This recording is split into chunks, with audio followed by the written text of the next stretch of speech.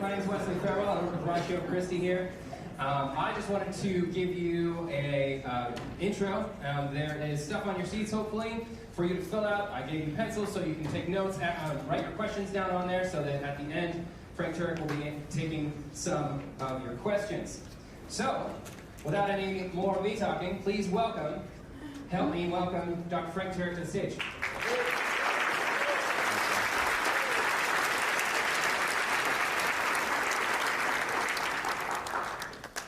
Good evening, Cornhuskers.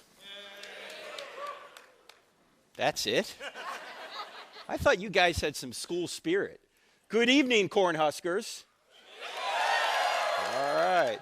I want to go back to September 29th, 2006. That's when Petty Officer Michael Mansour is a United States Navy SEAL operating in Ramadi, Iraq. Mansour is standing on a roof in Ramadi, and he's standing in front of a doorway to this roof. He has two Navy SEAL colleagues lying in the sniper-prone position next to him.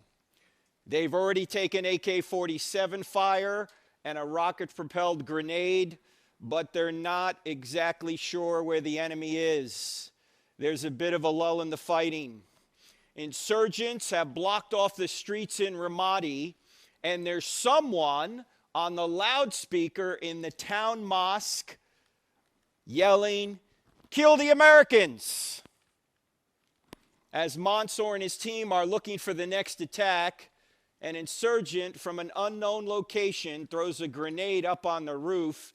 It hits Mansour in the chest, and it falls to his feet. Due to the length of the throw, there's no opportunity to pick it up and throw it back. He has only a split second to make a decision. He can leap through the doorway behind him and save himself, but if he does, his two teammates lying on the roof will surely die. Mansour yells, "Grenade!"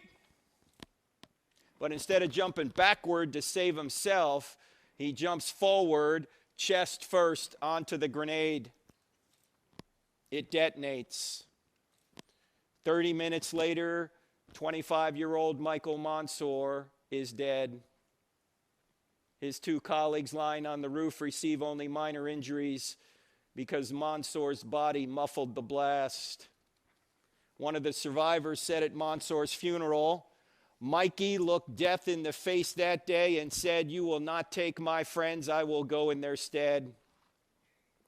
I've never seen a United States president cry until April of 2008. That's when President George W. Bush invited Mansour's parents into the East Room of the White House to give them their son's Medal of Honor posthumously. The president couldn't even get through the citation without breaking down. Since then, Mansour's High School in Garden Grove, California, just south of Los Angeles, built a new stadium. They named it Michael A. Mansour Memorial Stadium. The golden trident that the SEALs wear dominates the 50-yard line. January 2019, San Diego, California, the United States Navy commissioned the USS Michael Mansour, the newest guided missile destroyer in the fleet, Zumwalt class. This is Mansour's mother, Sally, being escorted onto the ship, named in honor of her son. Now, why did they do this? Because Michael Mansour literally sacrificed himself to save his friends. There's no greater love than to sacrifice yourself to save your friends, said Jesus of Nazareth before he went to the cross. Michael Mansour sacrificed himself to save his friends. The question is, would anyone sacrifice himself to save you? And the answer is, someone already has. His name is Jesus of Nazareth. But in today's culture, many people don't think the story's true. They think it's invented. After all, it was written down by religious people. We know religious people embellish things. They make things up. And it's got miracles in it. It's got a resurrection. Who in here has seen a resurrection? Why would we believe such a thing? Well, I actually think it's quite easy to show that Christianity is true. You only need to answer 4 questions in the affirmative to show that it's true. In other words, if you investigate these 4 questions, I think you'll realize that the answer to these 4 questions is yes. And if the answer to these 4 questions is yes, then Christianity is true. What are the 4 questions? Here are the 4 questions.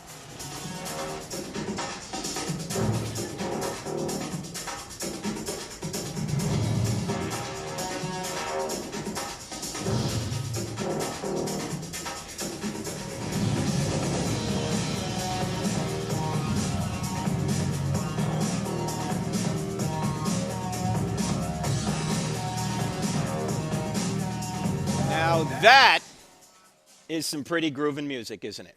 Yeah. That's actually from our TV show, which is on every Wednesday nights here in the Central Time Zone, be 8 p.m. DirecTV channel 378. If you don't have DirecTV, it's on Roku. You guys know what Roku is? Look for NRB TV on Roku for National Religious Broadcasters. You'll see the show airing there. If you don't have DirecTV and you don't have Roku, it's on this new technology sweeping Lincoln right now. It's called the Internet. Have you guys heard of this? Yeah, it's on our website right there, crossexamine.org at that time. We're also on radio every Saturday morning. Here it'd be 9 a.m. Now, I know if you're a college student, you don't get up at 9 a.m. You get up at like the crack of noon on Saturday, so you're not going to hear it then. But that's okay. It's podcasted. It's on our app, the Cross-Examined app, 2 words in the App Store, so you can listen to it anytime you want. And what we do is we present evidence for Christianity, and we cross-examine ideas against it. Now, why are these the 4 questions? Truth, God, miracles, and the New Testament. And this is going to serve as our outline here tonight. The first question, does truth exist? Why is that important? Well, you hear people saying, there's no truth, you got your truth, I got my truth, all truth is relative. Well, look, if there's no truth, obviously Christianity can't be true. Of course, if there's no truth, atheism can't be true either, right? So we're going to deal with that question first. In fact, think about this. Why would you come to the University of Nebraska if there was no truth? Aren't you here to learn truth? Isn't that the whole point? I would think so.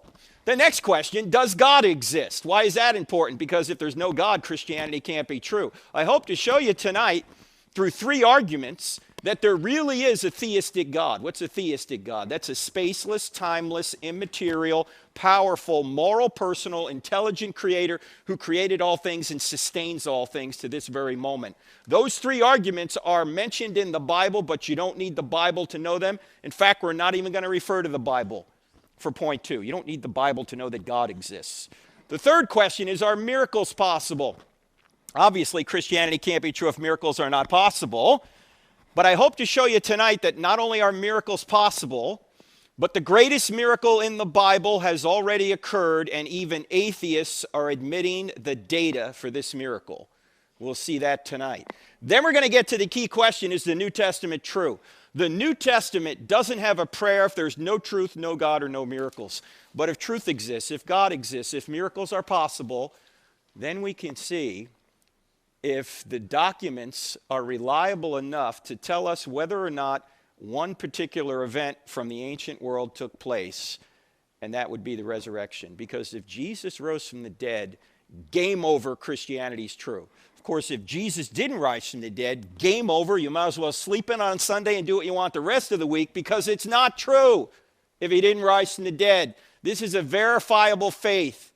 If you can historically figure out whether Jesus rose from the dead, you can figure out whether or not Christianity is true. Now, some of you are going, wait a minute, Frank. What about the Old Testament? Do you believe the Old Testament's true? Do you believe the Old Testament's true? Well, yeah, I do, but how do you know it's true? Because somebody in the New Testament can authenticate the Old Testament. Who in the New Testament can authenticate the Old Testament? Jesus, yes. If you're ever in Sunday school, you don't know the answer, just say Jesus, you'll probably be right. It's Jesus, Pastor. That's right. If Jesus really is God, as the New Testament documents claim he is, now that's a big if, but if he really is God, then whatever God teaches is true. Jesus taught the entire Old Testament as the Word of God, so if the New Testament's reliable, you get the Old Testament thrown in. Now, we can only cover sort of the skeleton of this argument. If you really want to go into depth, you can get the books on the book table. There's a DVD set you can get on our website. We sold out of it a couple of days ago on our little tour of Nebraska. And there's a newer book out there called Stealing from God, Why Atheists Need God to Make Their Case. I've noticed that when atheists are arguing there is no God, they're actually stealing aspects of reality that would only exist if God existed in order to say he doesn't exist. In effect, in my view, atheists have to sit in God's lap to slap his face. Now, if you do buy a book or a DVD set, I want to point out that all the proceeds from the sale of the books will go to feed needy children. Mine, okay? Just so you know, all right? I've got 3 sons, so I need some help. Actually, they're a little bit older now. In fact, I was in the Navy for 8 years, which, by the way, stands for Never Again Volunteer Yourself. But my sons were smarter than me. They went into the Air Force, the oldest 2 anyway. The oldest son is an intelligence officer in San Angelo, Texas. In fact, he's reading your email right now. He's about to marry another intelligence officer, so their kids are going to be brilliant. The middle son is already married. He's a KC-10 pilot. You guys know what KC-10 is? It's a big plane that refuels other planes in flight. You know, they got the boom coming out of the back of them as they're flying along, and other planes get gas from them. So what we say about our middle son, Spencer, is that every day he flies up to 30,000 feet, he sits around, and he passes gas. And he gets paid for it. This is every man's dream. If I got paid to pass gas, I'd be a multi-millionaire already. The third son is not in the military, but he is out of the house, so my wife and I are now empty nesters. Took us a while to get used to that. About 10 minutes. That's how long it took to change the locks. Now, as I said, I can't cover all this here tonight, only from 10,000 feet. If you want to go further, text the word evidence to 44222. No quotes on it, just the word evidence, 44222. I'm going to send you the entire PowerPoint presentation, including all the slides I can't show you, in a PDF format. I'll send you the first chapter, Stealing from God, and some other stuff, okay, for free. So just text the word evidence to 44222. I'll put that up at the end as well. But we're going to start right here at, does truth exist? You guys ready to go? All right. All right, whenever you start talking about truth, you always have to start with Jack Nicholson. Right? Because Tom Cruise had him on the witness stand and he said to him, Colonel, I want the truth. And Nicholson said, Cornhuskers. If he said it that way, the movie would have gone nowhere. You can't handle that. That's not how he said it. Here's how he said it. All right, let's try it again. I want the truth. Now that felt better, didn't it? It did. Well, there's a lot of people that can't handle the truth. They're saying, you got your truth, I got my truth, there is no truth, all truth is relative. Well, if you don't get anything outside of what we talk about here tonight, even if you're an atheist or a Christian or anywhere in between, this is going to be worth your time, because this, I think, is the most valuable thinking skill that anyone can learn. And to show you what a dimwit I was 33 years old, I already had a master's degree, and I didn't know this. I had to go to seminary to learn this. And it's so simple. Once you learn this thinking skill, it's going to help you avoid what is false. And that's really important, because if you start living your life according to false principles, you're eventually going to smack up against reality, and it's going to hurt. Now, what is this thinking skill? The best way of showing it to you is to use it in an example. Suppose someone were to come up to you and say, there is no truth. You should ask that person a question. What should the question be? Yeah, is that true? Is it true that there's no truth? Because if it's true that there's no truth, the claim there is no truth can't be true, but it claims to be true. Did I say that right? Can everybody see that this is a self-defeating statement? What's a self-defeating statement? A self-defeating statement doesn't meet its own standard. A self-defeating statement violates the law of non-contradiction. A self-defeating statement would be like saying, I can't speak a word in English. If I were to say that, what would you say? You just used English to say it. And here's the thinking skill. All you need to do when somebody says something is turn the claim on itself. Turn the claim on itself. So if somebody says there's no truth, you turn the claim on itself and you say, is that true? Let's do a few more. Suppose someone says all truth is relative. If you turn the claim on itself, you're going to ask, is that a relative truth? No, that's an absolute truth. So it defeats itself. It's like saying I can't speak a word in English. Or how about someone says, there are no absolutes? What question are you going to ask? Is that an absolute? Or you might say, are you absolutely sure? Or how about if somebody says you can't know anything? How do you know that you can't know? Suppose someone says all truth comes from science. You're going to hear that. If you turn the claim on itself, what are you going to say to somebody who says all truth comes from science? Did that truth come from science? No, that's a philosophical claim. You can't prove that in the laboratory. In fact, most of what you know, you don't know by science. And you couldn't know anything in science without philosophy. In fact, here at the University of Nebraska, you guys award PhDs. What does the PH stand for? Philosophy. Philosophy of history, philosophy of physics, philosophy of biology, whatever it is. Philosophy undergirds everything we do. In fact, there's a chapter in the Stealing from God book out there on science, and the title of the chapter is Science Doesn't Say Anything, Scientists Do. In other words, all data needs to be gathered, all data needs to be interpreted, and who does that? Scientists do that. In their mind, they need to gather and then interpret the data. Sometimes scientists will interpret the data in such a way that even though it looks like the data is pointing toward intelligence, since they've already ruled that out, the only other possibility is a non-intelligent cause. And it's no wonder they say it's got to be a natural cause. It's not because the evidence is pointing that way. It's because philosophically they've ruled out the only other alternative. That's not good science. You ought to be open to both options and see which way the evidence points. By the way, think about things in life. The most important things in life to you have nothing to do with science. Honey, do you love me? I don't know. Let's run an experiment. No!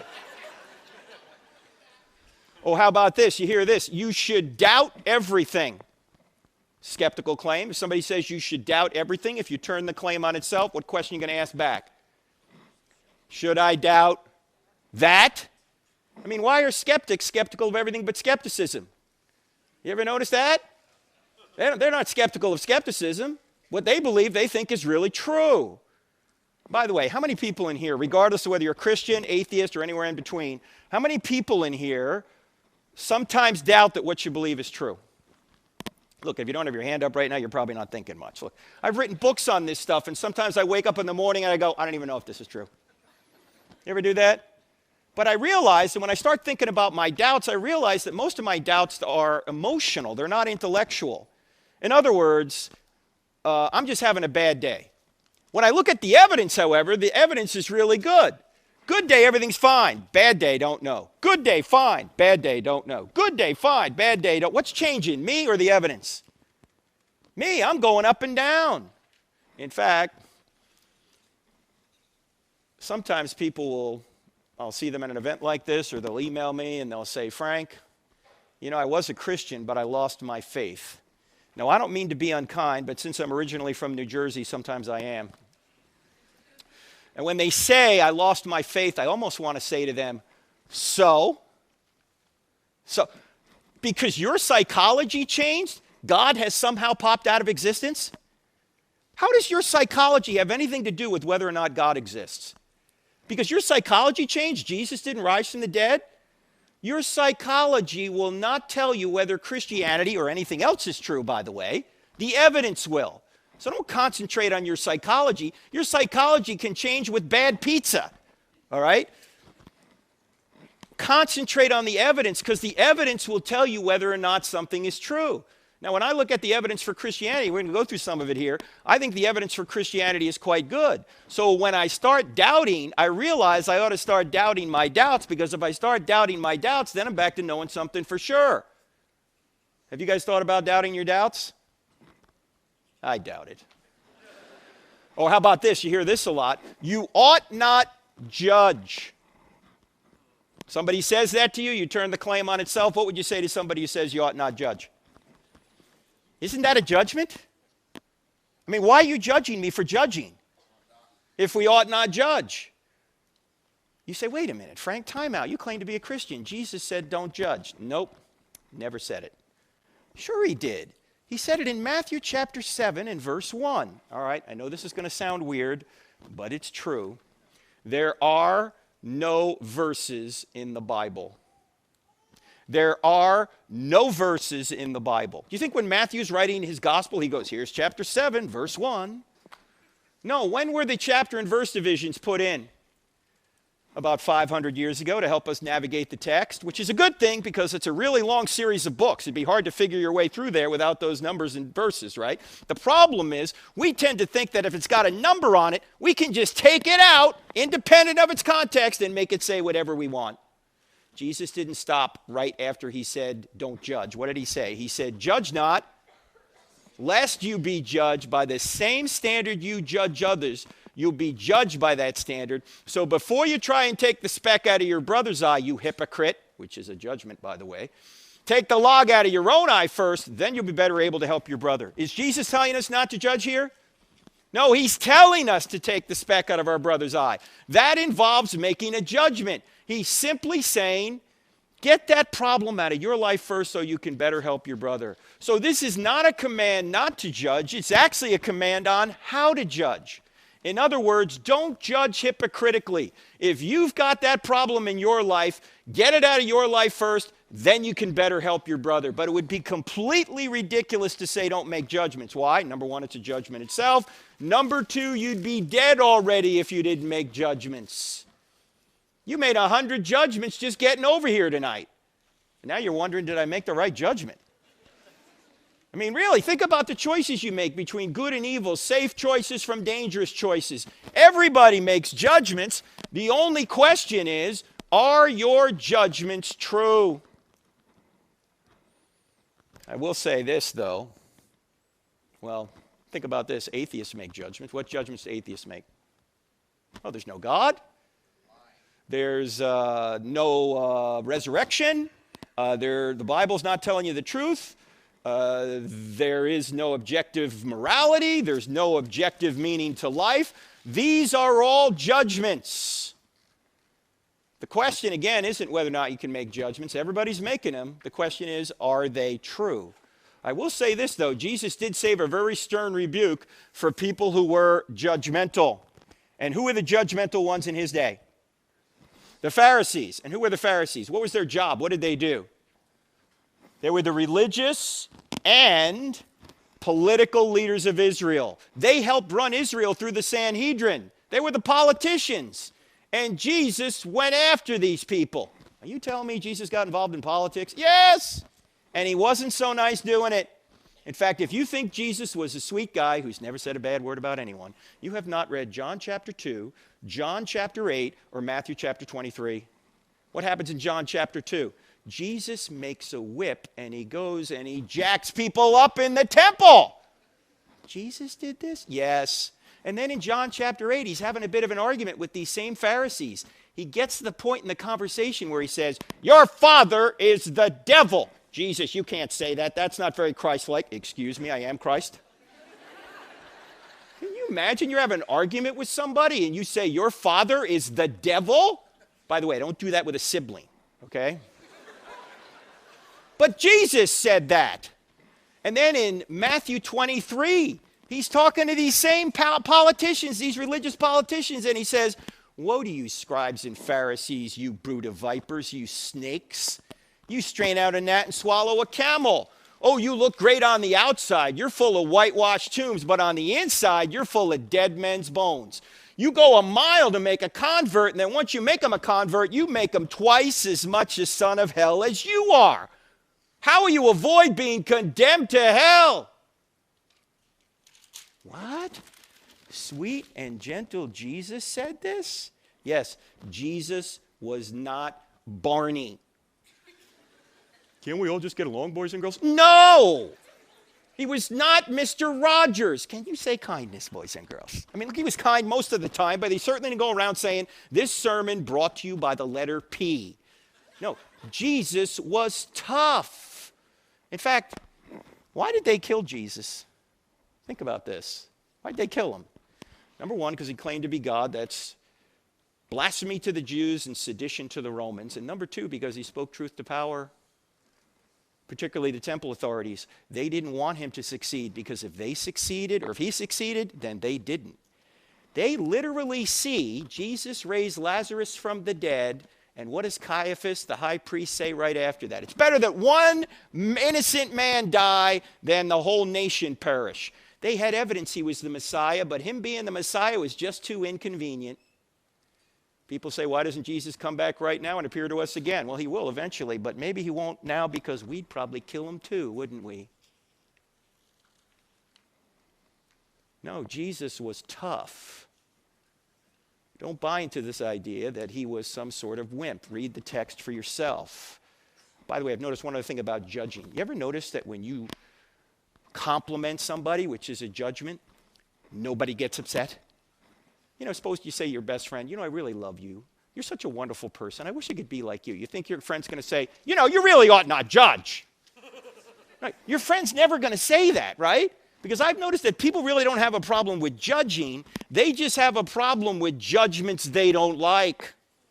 In fact, if you say something that's true to somebody and they get all upset, you just help convict them.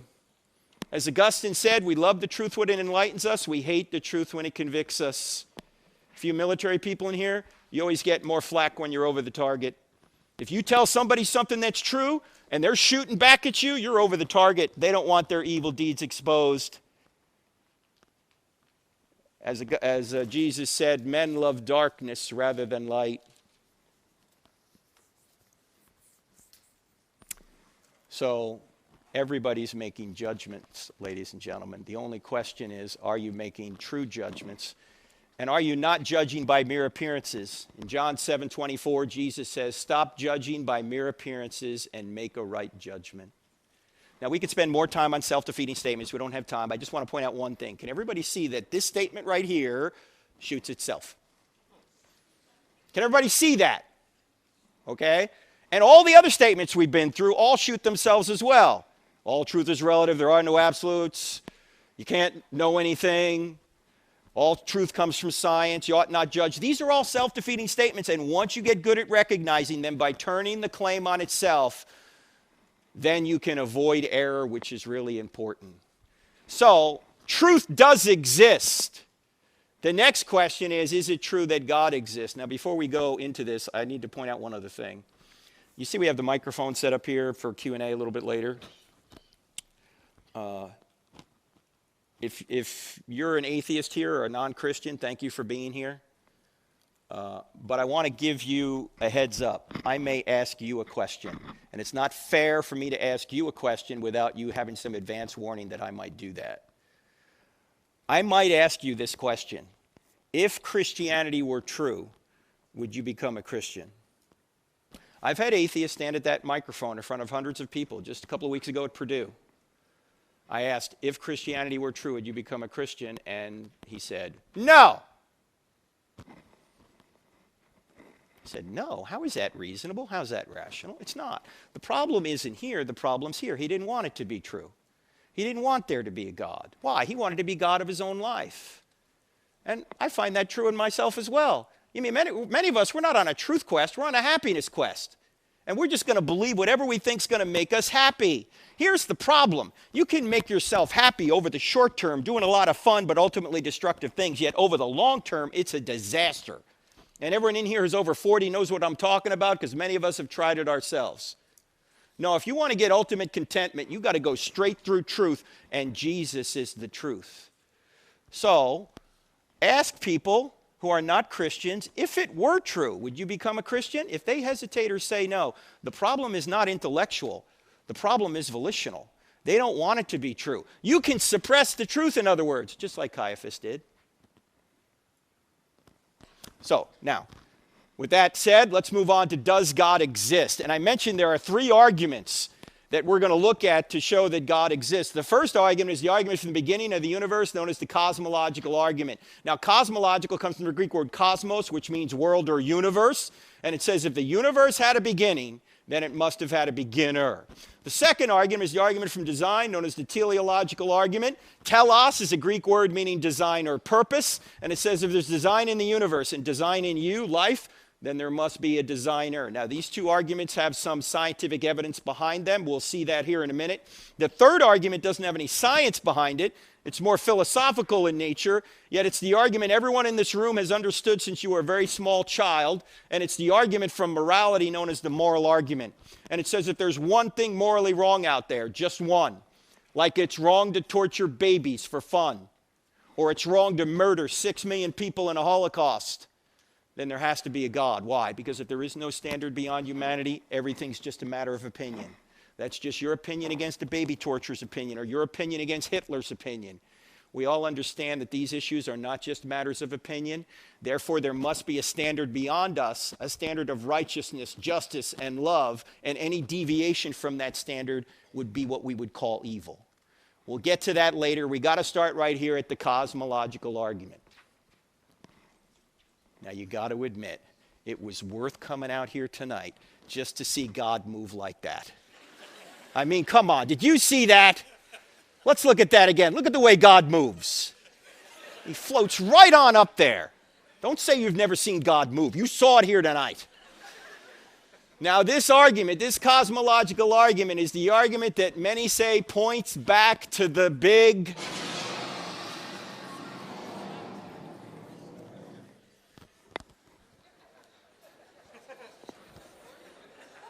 Now, some of you going, Frank, you know, we're Christians in here. We don't believe in the Big Bang. You guys don't believe in the Big Bang? I believe in the Big Bang. I just know who banged it. In fact, the evidence for the Big Bang is so good that even atheistic scientists are admitting it. Stephen Hawking, who was probably the top physicist in the world until he died about 2 years ago, put it this way. He said almost everyone now believes that the universe and time itself had a beginning at the Big Bang. Now, Hawking tried to come up with another explanation other than God. He failed, but he's admitting the data. What's the data? That space, time, and matter literally had a beginning out of nothing. What is nothing? It's not a quantum vacuum. Nothing, as Aristotle said, is what rocks dream about. It's nothing, non-being. Now, it wasn't just Hawking who said this. Even the agnostic scientist Alexander Vilenkin, a cosmologist from Tufts University, originally from Russia, put it this way. He said, with the proof now in place, cosmologists, and by the way, a cosmologist is not someone that puts on your makeup, all right? A cosmologist is someone that studies the origin of the universe. Cosmologists can no longer hide behind the possibility of a past eternal universe. There is now no escape. They have to face the problem of a cosmic beginning. Now, there's two words I want to highlight here. The first word is the word proof. Very unusual for scientists to use the word proof because science is tentative. But Vilenkin sees so much evidence converging at a beginning that in his mind it constitutes a proof. The second word is the word problem. Why is it a problem? Because if you're a naturalist, if you're someone who doesn't believe in anything but nature, you're realizing that the cause of all of nature can't be nature. Nature couldn't give rise to itself. There must be something beyond nature, something supernature that brought the universe into existence. That's one reason Vilenkin's calling it a problem. Now, we're not going to look at the evidence for this. Why? First of all, it's all in the book, chapter 3. Number 2, we don't have time. And number 3, it's not controversial. I mean, the atheists are admitting it. We're just going to jump to the bottom line. Here's the bottom line. If the universe had a beginning, it must have had a beginner. We got two options. Either no one created something out of nothing, which is the atheistic view, or someone created something out of nothing, which is the theistic view. Now, here's my only question. Which view is more reasonable? That no one created something out of nothing, or that someone created something out of nothing? What do you think? I was at Texas A&M. Must have been 10 years ago now. I put a slide like this up, and an atheist raised his hand. He said, I think number 1 is more reasonable. I said, time out. Let's look at number 2 first. Number 2 says, someone created something out of nothing. Now, that's a miracle. But at least you got a miracle worker. You got someone. Number 1 is a miracle with no miracle worker. That's clearly absurd.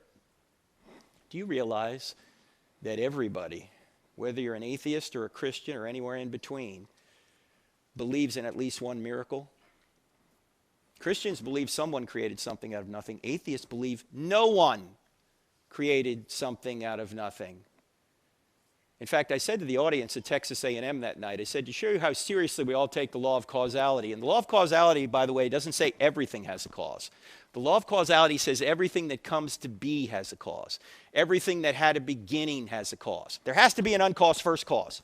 It's either the universe or something outside the universe. Anyway, I said to the group at A&M that night, I said, to show you how seriously we all take the law of causality, that things don't pop into existence out of nothing by nothing without a cause. There is nobody sitting here in this auditorium tonight who is currently worried that as you sit here, a hippopotamus has appeared out of nothing by nothing in your dorm room and is currently pooping on your pillow. Right? You're not worried about that. You're not worried that right now a black mamba snake is just going to appear out of nothing at your feet and start biting you, right? Because you know that things don't pop into existence out of nothing by nothing without a cause. And if they did, if the whole universe could pop into existence out of nothing by nothing without a cause, why doesn't everything do so? Why don't Teslas pop into existence out of nothing by nothing without a cause? You wake up one morning, your Hyundai is a Tesla. And you go, how do I charge this thing? Why don't MacBook Pros pop into existence out of nothing by nothing without a cause? Could have saved me $4,000. If you're hungry after this talk tonight and you want to have a pizza, does it make sense to order one? Or should you just sit in your room, wait, and hope one pops into existence out of nothing by nothing without a cause? No, it seems to me it's the atheists that have all the faith because they believe that no one created something out of nothing. In fact, here's a question to ask an atheist. If there is no God, why is there something rather than nothing at all? In other words, if there is no God, why does anything exist? The philosopher Leibniz posed this question a few hundred years ago. Why does anything exist if there's no God? Now think about this, ladies and gentlemen. If space, time, and matter literally had a beginning out of nothing, and that's where all the data points, whatever created space, time, and matter can't be made of space, time, and matter. In other words, the cause must be spaceless, timeless, immaterial, powerful to create the universe out of nothing, personal in order to choose to create. Why personal? Because to go from a state of nothingness to a state of creation, someone had to make a choice, and only persons can make choices. The being would also have to be intelligent in order to have a mind to make a choice. Now, when you think about a spaceless, timeless, immaterial, powerful, personal, intelligent cause, who do you think of? This is the interactive portion of the program. Who do you think? God! You say, wait a minute, Frank, how do you know it's the Christian God? We don't. Yet. We haven't done enough research yet. This could be Allah or some other theistic God. But if we keep doing the research and we figure out who Jesus was, I think we're going to realize that the same being that walked out of the tomb 1,987 years ago is the same being in whose divine nature created the universe out of nothing. But we haven't gotten there yet. We just see some attributes of the Christian God, but not all of them. Now we're going to move on to the next argument, the teleological argument, the design argument. And there's two aspects to this. The universe appears designed, and so do you. You appear designed as well. Let's look at the universe first. Scientists have discovered in recent decades that the universe is supremely fine-tuned. That if you were to change any one of a number of factors about our universe, from the initial conditions of the universe to current conditions, none of us would be here. There would be either there'd be no universe or no universe that could support life. Let me just give you a couple out of, say, a dozen of these different parameters. We'll start with Stephen Hawking, again, the atheist, who put it this way. He said if the expansion rate of the universe was different by 1 part in 1,000 million, a second after the Big Bang, the universe would have collapsed back on itself or never developed galaxies. In other words, if the expansion rate was that infinitesimally different from the very beginning, none of us would be here. There'd be no universe. Now, you can't make any sort of evolutionary kind of argument for this. Why? Because the expansion rate did not evolve to this point. The expansion rate started there. It seems to me the same being that created space-time and matter is the same being that fine-tuned the expansion rate to be precisely what it needed to be right now. Also, the gravitational force, if it were altered more than 1 part in 10 to the 40th power, we wouldn't be here. What's 1 part in 10 to the 40th power? That's 1 part in 1 with 40 zeros following it. You say, Frank, I can't get my head around that number. I know, neither can I. Let me give you an illustration. Take a tape measure and stretch it across the entire known universe. That's a long way. You can't get that tape measure at Home Depot. okay? Set the gravitational force at a particular inch mark on that tape measure. I realize gravity's not measured in inches. This is just to give you a scale idea in your mind. If the strength of gravity were different by 1 inch in either direction across a scale as wide as the entire known universe, we wouldn't be here. That's 1 in 10 to the 40 precision. I don't have enough faith to believe that that value just landed there by chance. No, by the way, is chance a cause? Who caused this? Chance, he was just here. No. Chance is not a cause. Chance is a word we use to describe mathematical possibilities. Chance doesn't do anything. When scientists use the word chance, you know what they really mean? We don't know. Look, there's only 2 possible reasons this value is where it is. It was either designed to be that way or it wasn't. What's more reasonable? Seems to me it was designed. And there's many more. Any of them you change, the universe doesn't exist, or life doesn't exist, or both. That's just 2 of many. We don't have time to go into all of them. But you can also make an argument that our solar system is designed with us in mind. Let's take a look at our solar system here for a minute. Here we are, 3rd rock from the sun. If we were just a little bit closer to or a little bit further away from the sun, we couldn't survive. A little bit closer to, we'd burn up. A little bit further away, we'd freeze. We are what scientists call the Goldilocks zone. It's not too hot. It's not too cold. It is... That's a lie. It's too cold here in Nebraska. The axial tilt, 23.5 degrees. Change that slightly, we don't exist. Earth rotation, 24 hours. Change that slightly, we don't exist. The size and distance of the moon from us. Change that slightly, we don't exist. If Jupiter right here wasn't in its current orbit, we couldn't survive. Why not? What does Jupiter do for us? Jupiter's gravitational force is so strong that it attracts most of the meteors and space junk to it rather than us. In fact, you want to see this close-up of Jupiter? You see these dark plumes here? Those dark plumes are comet fragment strikes that are bigger than the Earth. Thank God for Jupiter. Because if Jupiter wasn't there, we wouldn't be here. Same thing is true with Saturn, by the way. In fact, you want to see the size of the planets? Here they are. There's Jupiter, Saturn, Uranus, Neptune, Earth. Look at poor Pluto down here. You know, Pluto recently has been demoted as a planet. I don't know about you, but I think it's size discrimination. Take a look at this. You can hardly see Pluto. Take a look at this. That's Arcturus. That's another star in our galaxy. Here's the sun over here. Jupiter is 1 pixel in size on this scale. Earth is invisible. Pluto, forget about it. All right, keep an eye on Arcturus now. Where's Arcturus now? That's Antares. That's another star in our galaxy. The sun is 1 pixel in size on this scale. Jupiter is invisible. Earth, Pluto, forget about them. In fact, if the Earth was the size of a golf ball, Betelgeuse here. Look, I don't name the stars, all right? If the Earth was the size of a golf ball, Betelgeuse would be 5 or 6 Empire State Buildings high. The heavens are awesome. And that's just in our galaxy. These are stars in our galaxy. And the average distance between stars in our galaxy is 30 trillion miles. And all that distance is necessary for us to exist here on Earth. Now, how far is 30 trillion miles? Far. Take you at least 2 tanks of gas on a Toyota Prius to go 30 trillion miles. A number of years ago, my wife and I took our 3 sons out to the Desert Museum in Tucson, Arizona. If you ever get to go to Tucson, over the hill to the south, they have this museum. It's far from the city lights, so if you go out there at night and you have a clear night, you can see thousands of stars in the sky. So we're out there this one night, and the guide goes, wow, it's so clear tonight that if we look up at 9:03, we'll see the space shuttle in orbit. I said, oh, come on, we're not going to see the space shuttle in orbit. I mean, it's only It's only 120 feet long. It's 350 miles up. We're not going to see it. Oh, me of little faith. At 9:03, the guide goes, look!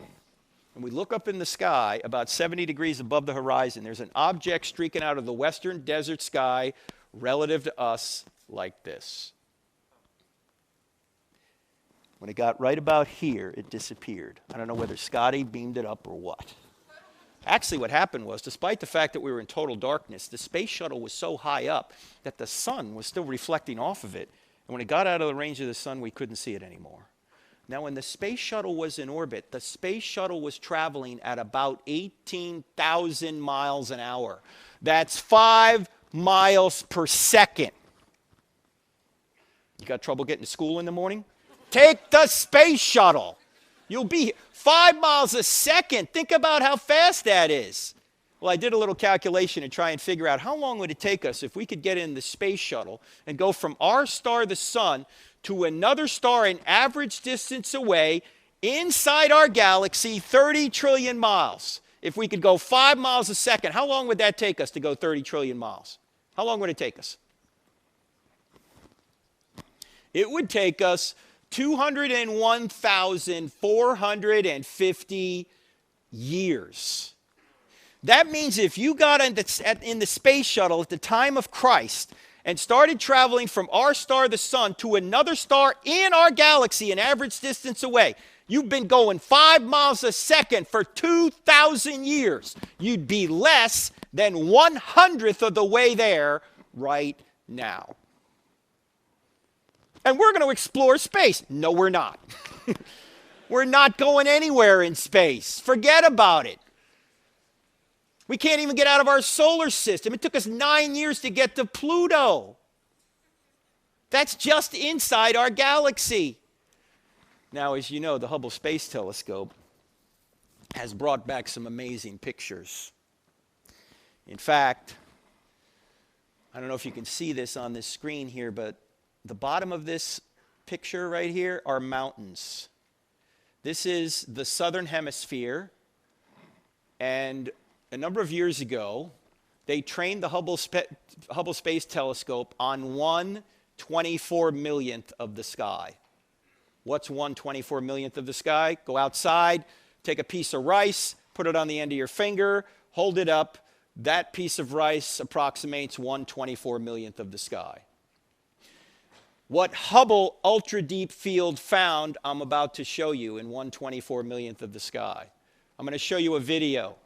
Actually, it's not a video, it's just a bunch of pictures put together. And they're going to zero in on 1/24 millionth of the sky.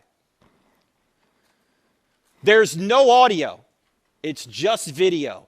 When I start it, you're going to see the constellations in the southern hemisphere come up, and then they're going to zoom in on 1/24 millionth of the sky. You want to see what they found? Here we go. They're the constellations.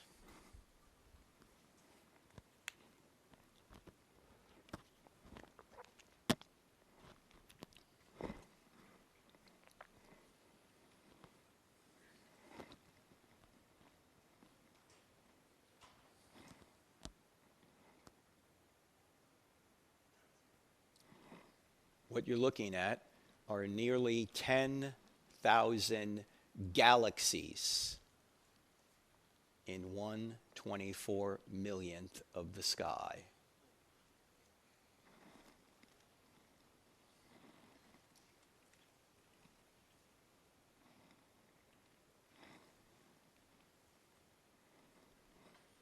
How many stars are out there? The number of stars that are out there are about equivalent to the number of grains of sand on all the beaches on all the earth. And to go from one star to another star, going 5 miles a second, will take you over 200,000 years. Do you want to know what God is like? The prophet Isaiah, in Isaiah chapter 40, has God speaking, and here's what God says. To whom will you compare me, or who is my equal, says the Holy One. In other words, you want a comparison? You want to know what I'm like? Lift your eyes and look to the heavens. Who created all these stars and named them one by one? Because of his great power and mighty strength, not one of them is missing. Psalm 103 verse 11 says, God's love to those that fear him exceeds the height of the heavens above the earth. How high are the heavens above the earth? Stars equivalent to grains of sand on all the beaches on all the earth, over 200,000 years at 5 miles a second between those stars. It's infinite. That's the point. Most of us have the wrong idea of who God is. We think God is a big angel. No. You want to know who God is? Look to the heavens. What do you see? A virtual, infinite expanse. Now, is it possible, ladies and gentlemen, that the being that created and sustains this universe, this vast, amazing universe, might have a reason for some difficulty you've been going through, even if you never discover what that reason is? Is that possible? Yeah. But as amazing as the heavens are, they're not nearly as amazing as you are. Why? Because the heavens aren't made in the image of God, but you are. What does it mean to be made in the image of God? Doesn't mean you look like God because he's an immaterial being. It means you're a person like God, that you have mind, emotion, and will. You know, you feel, you want, and you can create. You can make decisions like God. As an imager of God, God has put you on this earth as a representative of his. Paul later goes on to say that God makes his appeal through you. You're an ambassador for him. And you started out in the very beginning looking like this. Actually, this is you in the womb at 11 weeks. Is this animal, mineral, vegetable, or human? Human. In fact, let's go back even further than 11 weeks. Let's go all the way back to when your mother and your father got together to conceive you. Have you guys had this talk before? I see some young people in here, so I'll try and be discreet. I also see some older people in here, so I'll try and be discreet as well, just in case you've forgotten how this works. When your mother and your father got together to conceive you, your mother unconsciously perfumed her egg to attract your father, and then your father sent the entire population of the United States, 300 million soldiers, toward your mother's egg. And then there was a race, and you won. That's right. Don't let anyone ever tell you you're not special. You beat out 300 million others. You have blown away anything Michael Phelps has done. Now, seeing some of you limping here earlier makes it hard for me to believe you were the fastest soldier in the gene pool, but you were. Now, your soldier was 20 to 30 times smaller than a grain of salt, yet it contained half of the 3.2 billion letter genome, your software program, that makes you you. All the letters in the right order. And your mother's egg was about the size of a period at the end of a sentence in an average book, and it contained the other half of the 3.2 billion letter software program that makes you you, your genome. And when your soldier and your egg came together, a new 100% genetic human being was created. Do you know you have not received any more genetic information from this point until right now? Your genetic information has just duplicated itself. In fact, there were only 4 things separating you from adulthood: time, air, water, and food. Those are the same 4 things that separate a 2-year-old from adulthood. Does this have implications on the abortion issue? Yeah, I think it does. We don't kill the 2-year-old. Why do we kill the unborn child in the womb? Genetically, it's the same. You say, wait a minute, Frank, time out. You can't legislate morality. All right, no extra charge for this. This was the subject of our first book, creatively titled Legislating Morality. All laws legislate morality. Every law declares one behavior right and the opposite behavior wrong. You can't think of a law which doesn't legislate morality. Every law legislates morality. And when people come up to me and they say, well, don't legislate your morality on me, I say, why not? Would that be immoral? because you're legislating your morality on me right now. You're telling me I ought not impose ought nots when that's exactly what you're doing to me. Actually, the better answer to the assertion that you ought not impose your morals on me is this: these aren't my morals. I didn't make this stuff up. I didn't make up the fact that murder's wrong, that abortion's wrong, that rape is wrong, that theft is wrong, that men were made for women and women were made for men, and the best way to perpetuate and stabilize society, which is the reason the government's involved in marriage to begin with, is to legally recognize that man-woman relationship over every other relationship. I didn't make any of this stuff up. This isn't my morality. This isn't your morality. This just happens to be the morality. The one Thomas Jefferson said was self-evident. The one the Apostle Paul, previous to him, said, even the Gentiles who are not of the law have the law written on their hearts. Everybody intuitively understands the morality. Oh, we may suppress it, we may reject it, we may go our own way, but it's still there. So look, if you have a problem with the morality, you don't have a problem with me. You have a problem with the Creator on whose nature this morality is derived. All right, no extra charge for that. Let's go back to this. From this point until right now, a construction project of astonishing complexity began taking place. Cells began multiplying at a rate of 4,000 cells per second. Brain cells began multiplying at a rate of 100,000 cells per second. For most of you anyway. Some cells became brain cells, others heart cells, others lung cells. How did they know how to do this? Nobody knows. Some cells went so far across you to become what they needed to become that it would be equivalent to you today walking across the United States alone. And that construction project continues to this very moment. You just made 4 million new red blood cells. You just made another 4 million new red blood cells. You just made another 4 million. Knock it off. How do you know how to do this? Are you thinking about this? Are you going, wait a minute, Frank, time out, got to concentrate, new red blood cells coming right up. No. This is just happening. How is it happening? You're not even thinking about it. Aristotle recognized something 2,400 years ago. Of course, he didn't know anything about blood cells, but he noticed that all of nature's going in a direction. For example, why does an acorn, if it's properly nourished, always go in the direction of becoming an oak tree? Why doesn't it become an elm tree or a birch tree or a seahorse? Well, because it's programmed to become an oak tree, Frank. Yeah, well, who programmed it? And by the way, is an acorn conscious? Is an acorn in the ground going, all right, what do I have to do to become an oak tree? No. But if it's properly nourished, it reliably goes in the direction of becoming an oak tree. If it doesn't have a mind of its own, yet it reliably goes in a direction, there must be an external mind directing it toward an end. That is what Aristotle called the unmoved mover. Thomas Aquinas came along in the 1200s AD and he said, this is going to be my fifth way to argue for God. That all of nature's going in a direction. If it's going in a direction, it must have a director. Now notice, this argument has nothing to do with the Big Bang or an argument way back then, a cause way back then. This argument is saying that every single second of existence must be maintained or sustained by this director. By the way, this is the only way we can do science. Why can we do science? Because this is an orderly world with orderly natural laws and reliable cause and effect. You couldn't do science if these orderly natural laws didn't exist.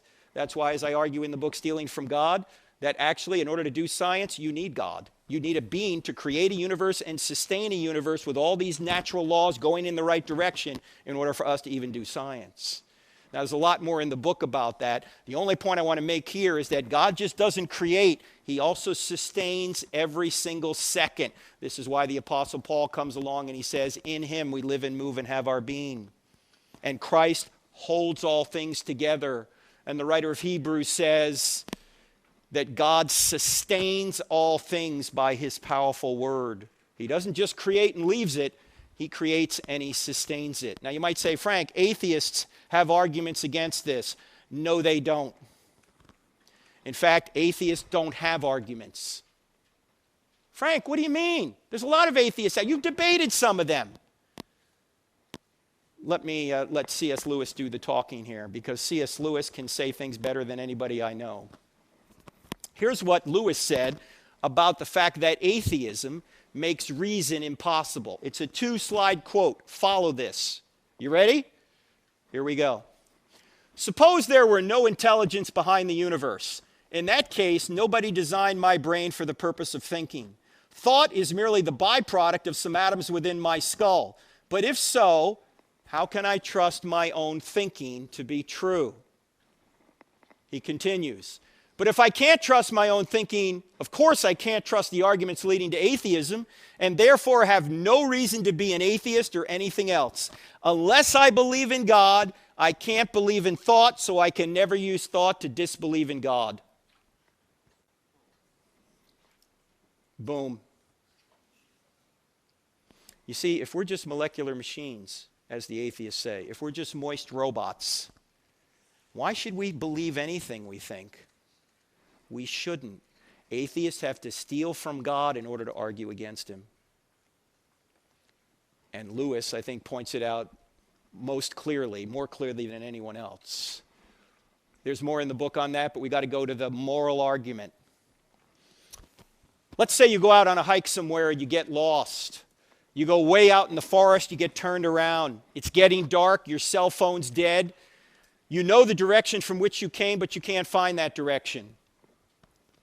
All you have to get you home is a magnetic compass.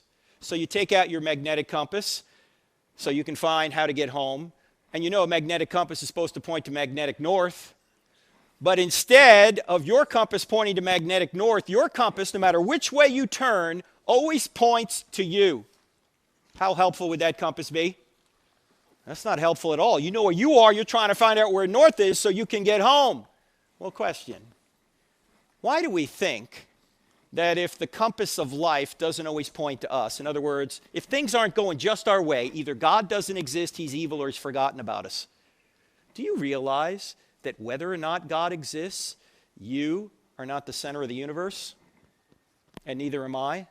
But we sometimes act like we are. And by the way, is there a moral compass? Is there a right way to live? Or can you just live any way you want?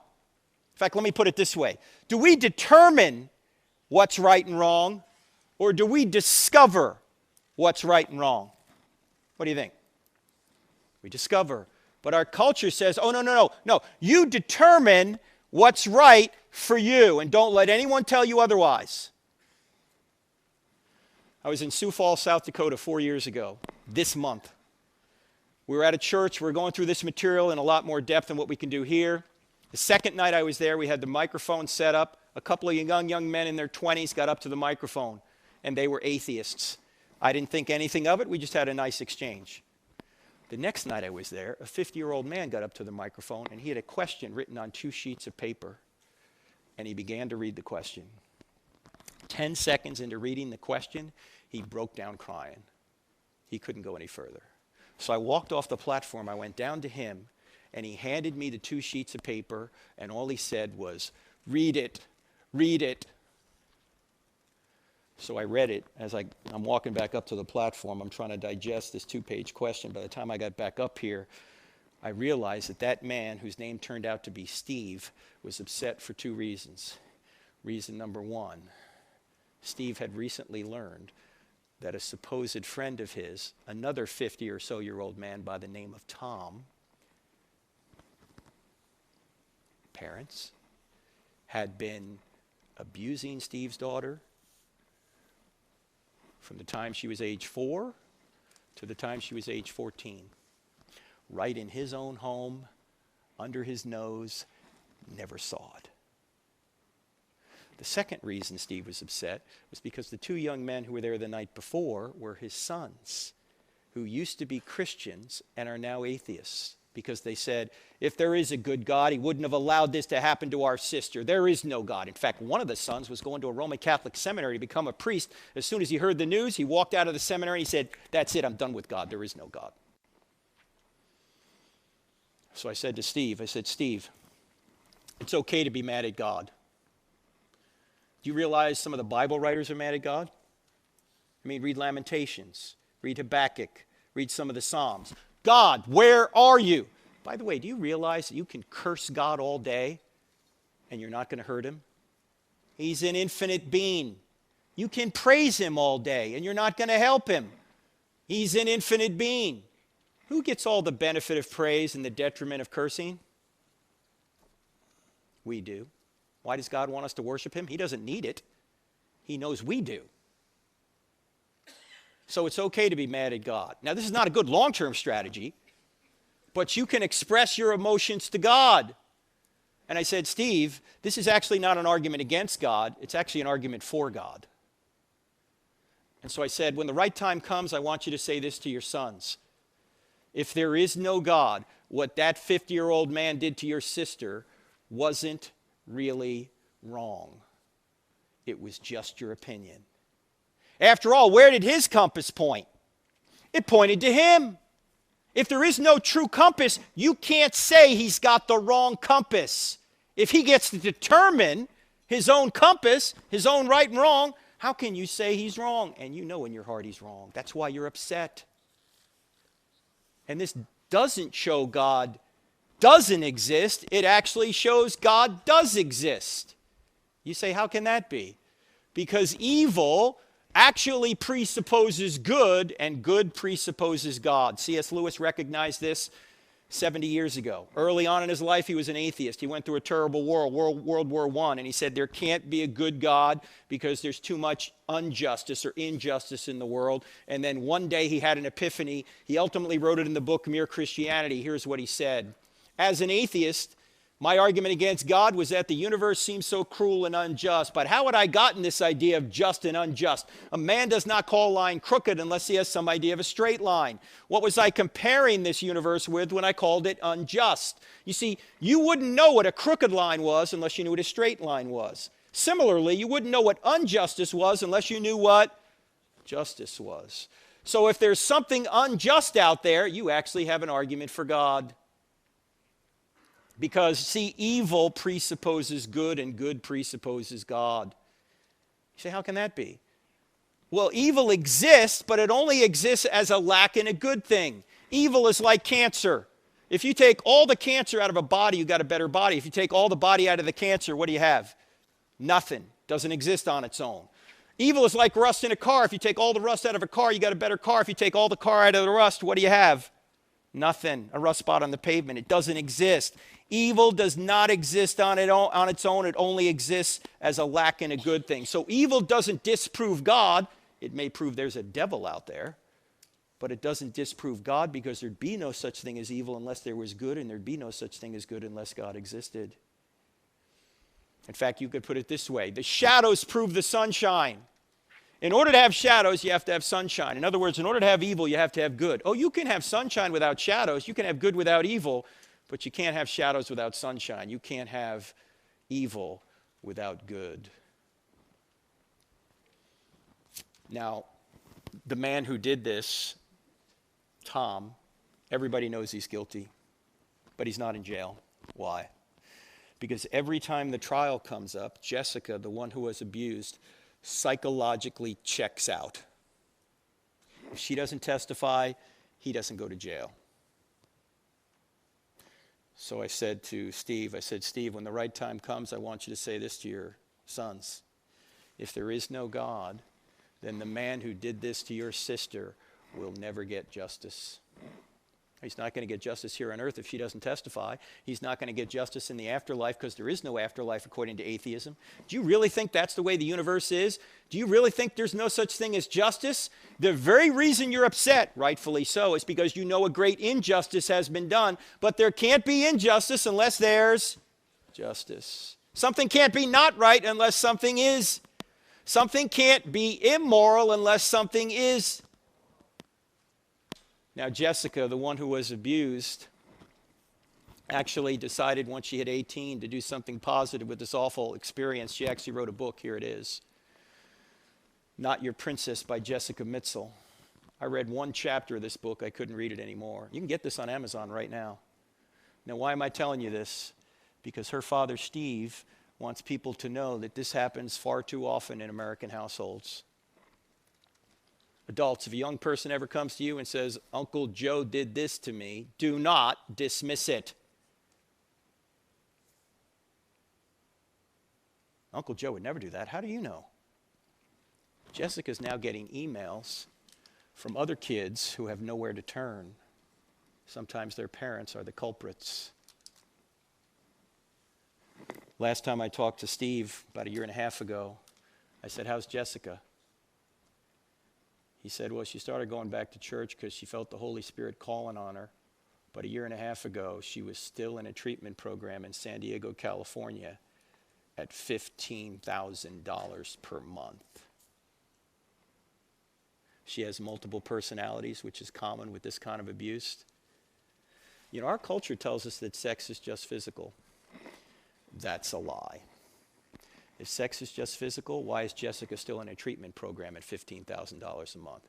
If sex is just physical, why is it if somebody rapes you, it's worse than if somebody just physically assaults you? If sex is just physical, why is it if your boyfriend, girlfriend, or partner decides to have sex with somebody else, you don't go, oh, that's just physical. That doesn't mean anything, because you know it's not. Sex is like fire. It's wonderful if you put it in your fireplace. You get it anywhere else in your house, it will burn your house down. Maybe not immediately, but over the long term it will. And again, everyone in here who's over 40 knows what I'm talking about. It's the most wonderful thing in the world and also, therefore, the most dangerous.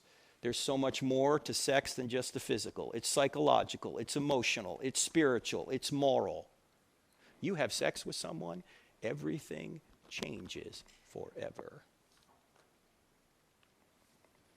The bottom line to this whole thing is that God's nature is morality's true north. Without God's nature, there is no good or evil, and everyone in here knows there is good and evil. Now, what can we sum up from these three arguments? We can see that we have a spaceless, timeless, immaterial, powerful, moral, personal, intelligent creator who created all things and sustains all things, and we haven't even opened the Bible yet.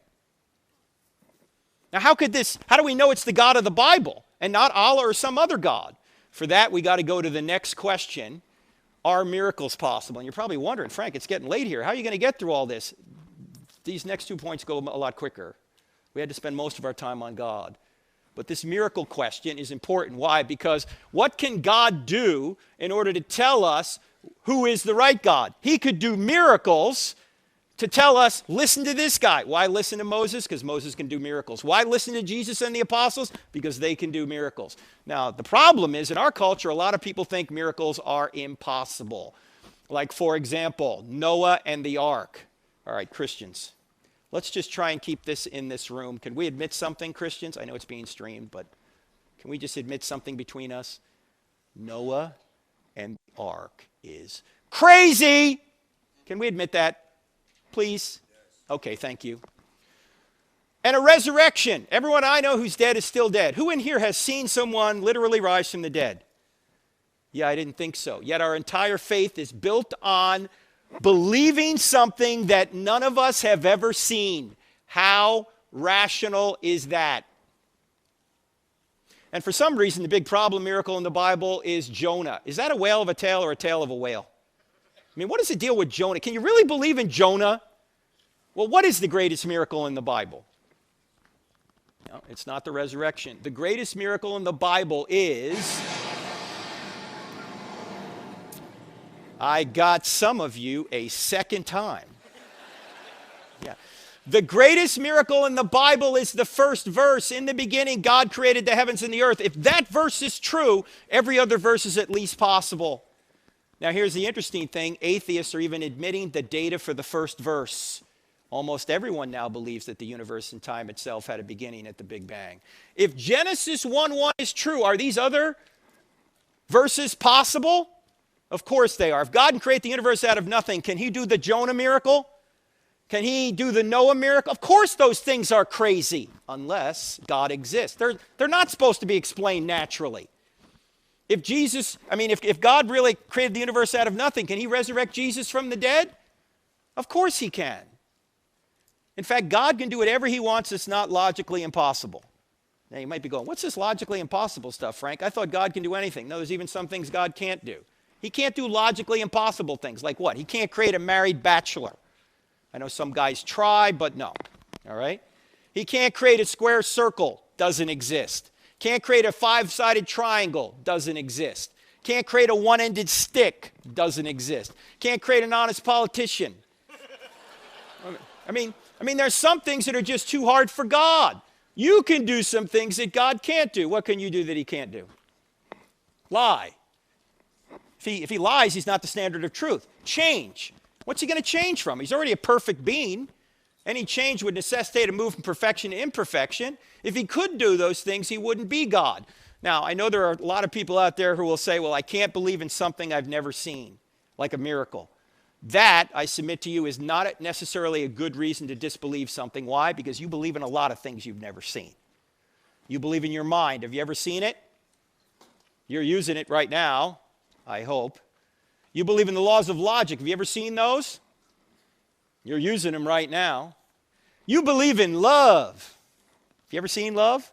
Oh, you may have loved somebody. You may have been loved, but you've never seen love. It's not a physical thing that you see. In fact, about 10 years ago, I had 2 debates with the atheist Christopher Hitchens. You guys know who Christopher Hitchens was? He was a brilliant British atheist who sounded more brilliant than he was because he had a British accent. Anyway, during the debates, and you can see them on our YouTube channel, crossexamine.org, one of the debates, a student asked Hitchens this question: Christopher, what is love? And Hitchens, being a materialist, had to come up with a materialist answer. So he said, love is a chemical. And I said, don't say that to your wife. Honey, do you love me? Yeah. Why? Because I got the chemical today.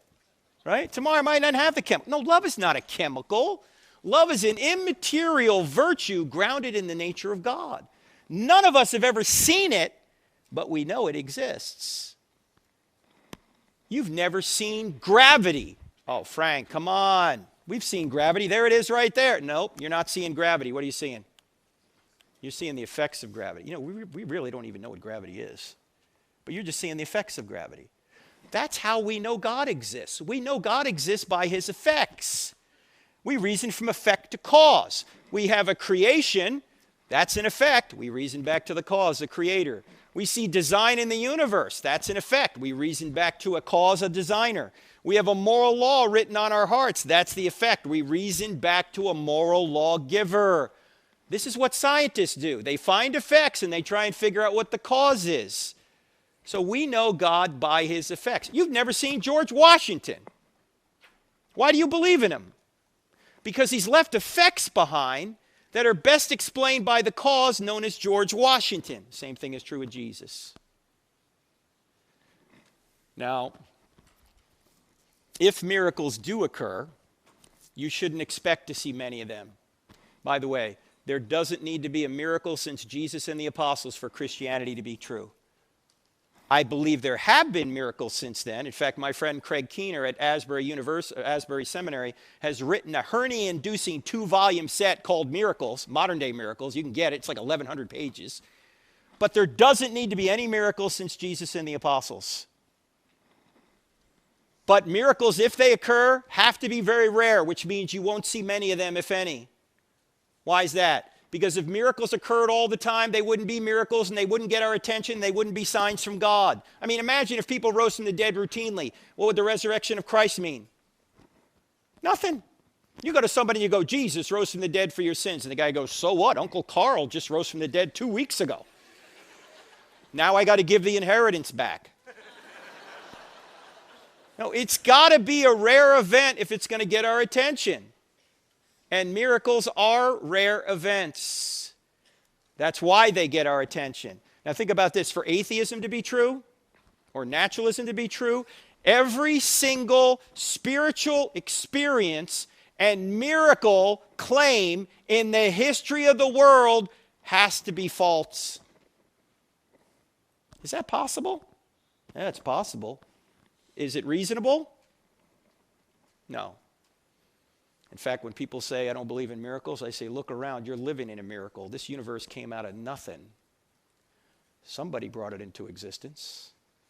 So, we know that truth exists. We know that God exists. We know that miracles are possible. Now the question is the New Testament reliable enough to tell us whether one particular event took place in the ancient world, and that event is the resurrection of Jesus? Did he really rise from the dead? Now, I'm going to give you 8 lines of evidence that he did. We don't have time to look at all of them. I'm only going to look at 2 of them in any detail, but I'm going to list them all so you'll have them. They're all in the books. They all begin with the letter E, by the way. The first is that We have early sources. In other words, the New Testament documents are written early, and the data written in the New Testament documents are even earlier than their writings. Secondly, there are eyewitness details throughout the New Testament. For example, there's 84 eyewitness details in the second half of the book of Acts alone that you can read in, I don't have enough faith to be an atheist, chapter 10. There's 59 in the Gospel of John. Also, there's embarrassing stories. I'll explain that in a minute. Excruciating deaths as well. There's embedded confirmation. I don't have time to explain what this is, but if you're interested in it, all you need to do is Google two words: undesigned coincidences. Undesigned coincidences. I submit to you, this is the best evidence you've probably never heard of that the New Testament writers are independently witnessing the same historical events. They couldn't have invented this. I call it embedded confirmation. There's expected predictions that deals with Old Testament prophecy. If I had only one Old Testament prophecy to make my case on it, would be Isaiah chapter 53. Also, there's extra biblical witnesses. People like Suetonius, Thallus, Phlegon, Josephus, these household names. There's about 10 of them within 150 years of Jesus' life. When you take their references, brief references to Jesus and the apostles, you get a story congruent with the New Testament. They don't say they believe Jesus rose from the dead, but what they say is, if they did, they'd be Christians. What they say is that the disciples believed Jesus rose from the dead, and the disciples were willing to die for this belief. Finally, 8, the explosive growth of the church out of Jerusalem. It seems to me impossible to explain the birth of Christianity out of Judaism in Jerusalem or from Jerusalem if Jesus' tomb wasn't empty. Who could have stopped Christianity by taking Jesus' body out? The Romans and the Jews. And they wanted Christianity to be squashed. And they could have done so easily by taking his body out of the tomb. They couldn't do so. Why? Because Jesus was still using his body. There's no other way I can see how the explosive growth of the church could have occurred from that site unless Jesus' tomb was empty. Now, as I say, we don't have time to cover all these. Let's just cover a couple quickly. Embarrassing stories. Why is that evidence they're telling the truth? Historians have a criteria when evaluating an historical document. It goes like this. If there's something embarrassing to the author or authors, it's probably true. Why do you think it would be true? Because you're not going to invent details that make you look bad, that embarrass you. You might invent details that make you look good, but not bad. In fact, let me ask the question this way. How many people in here have ever lied to make yourself look good? If you don't have your hand up right now, you're lying to make yourself look good, and it's not working. We know you're lying. All right, how many people in here have ever lied to make yourself look bad? Now, you don't do that. You might lie to make yourself look good, but you won't lie to embarrass yourself. Well, the New Testament writers have filled the New Testament with embarrassing stories they never would have invented. That's why we call this the duh factor. They're not making this up. Let me just give you a few of these. Notice the leader of the disciples is a man named Peter. At one point in the Gospel of Mark, Jesus turns to Peter and says, "Get behind me, Satan." He calls him Satan. Now, do you think Mark invented that? Do you think Mark at one point said to Peter, "Hey, Pete, I'm going to make this a real interesting story. I'm going to have the Lord call you Satan"? What do you think Peter would have said? "Have him call you Satan. Look, I'm the leader here. This doesn't look good." And then Peter says, "Lord, I'll never deny you." What does he wind up doing? He denies him 3 times. And then at the crucifixion, all the disciples, maybe with the exception of one, they all run away like they're cowards. This is like a Monty Python movie. Run away. They all run away. And who are the brave ones? The women. That's right. The women are the brave ones. It's okay, ladies. You can give yourselves a hand, right? Yeah, you didn't run away like you sissy pants men did, right? Now, who wrote the New Testament down? Men. Now, what man is going to invent that he was hiding for fear of the Jews, why the women went down and discovered the empty tomb? Would any man in here invent that? I mean, if I was there, I'd make myself look good, wouldn't you? I'd write something down like this. Let's see. We marched right down to that tomb, and we overpowered that elite Roman guard. That sounds pretty good, don't you think? Yep. John said, "Get out." Peter roundhouse kicked him. Philip said, "We'll be back." And then on Sunday morning, we marched right down to the tomb, and we saw Jesus, who congratulated us on our great faith. And then we went and comforted the trembling women. I would never say it was Mr. Sissy Pants why the women went down and discovered the empty tomb. And oh, by the way, why would you never say the women were the first witnesses in that culture? Forget about the fact it was embarrassing to men, it was. But why, independent of that, would you never say the women were the first witnesses? Because a woman's testimony was not considered on par with that of a man. So if you're making up the New Testament story, you'd only have the men be the first witnesses. But all four Gospels say the women were the first witnesses, which is telling us what? And one of them was a formerly demon-possessed woman. What a great witness! They're not making this up. I actually had a lady come up to me once, and she said, "Frank, I know why Jesus appeared to the women first." I said, "Why?" And she said, "Because he wanted to get the story out." I said, "That is an excellent point." I had not thought of that. Because ladies, when your man comes home from work, does he say much? There could have been a nuclear explosion down at the plant. He's not going to tell you. You'll see it on the news before you hear it from him. You'll be watching the news going, "Hey, hon, what happened?" "Oh, yeah, I forgot to tell you the nuke blew up. I've been hot for 3 days. What's for dinner?" He's not going to tell you. I can't even believe this next verse is in the New Testament, but it is. Do you know Matthew 28? This is the Great Commission. This is the climax of the Gospel of Matthew. Jesus has his disciples on the hill, and he's giving them some parting instructions. He's giving them the Great Commission, where he says, "Go, therefore, make disciples of all nations." Notice he doesn't say make believers. He says make disciples. There's a difference, right? Anyway, as he's standing there doing that, right there in verse 17, it says about his disciples, "Some believed, but some doubted." He's standing resurrected right in front of them, and some of them are doubting. It's like they're going, "You see that guy over there? Yep. That guy over there is Jesus." "Oh, no, it can't be Jesus. He was just killed not long ago." "No, I'm telling you, it's him." "It can't be. The Romans killed him. Jesus is dead." "It's him." They know how to crucify people. They put a spear in his side, blood and water came out. I'm telling you, Jesus is dead. "It's him." "It isn't." "It is." "How do you know?" The women told me. They're not making this up. There's even potentially embarrassing details about Jesus in the text. For example, in Mark chapter 3, it says his own family came to seize him and take him home because they thought he was out of his mind. Now, it's almost universally recognized that Mark is the earliest gospel. Yet you hear some scholars say the New Testament writers embellished Jesus to be God. Really? Then why is Mark chapter 3 in there? That's embarrassing that his own family doesn't believe in him. His own brother doesn't believe in him. John 7:5, his own brothers don't. That's embarrassing. We learn later, however, that James, the half-brother of Jesus, who wrote that little book in the New Testament called, you guys are sharp tonight, that he dies as a martyr in the very city of Jerusalem in 62 AD because he's the pastor of the church that his brother started.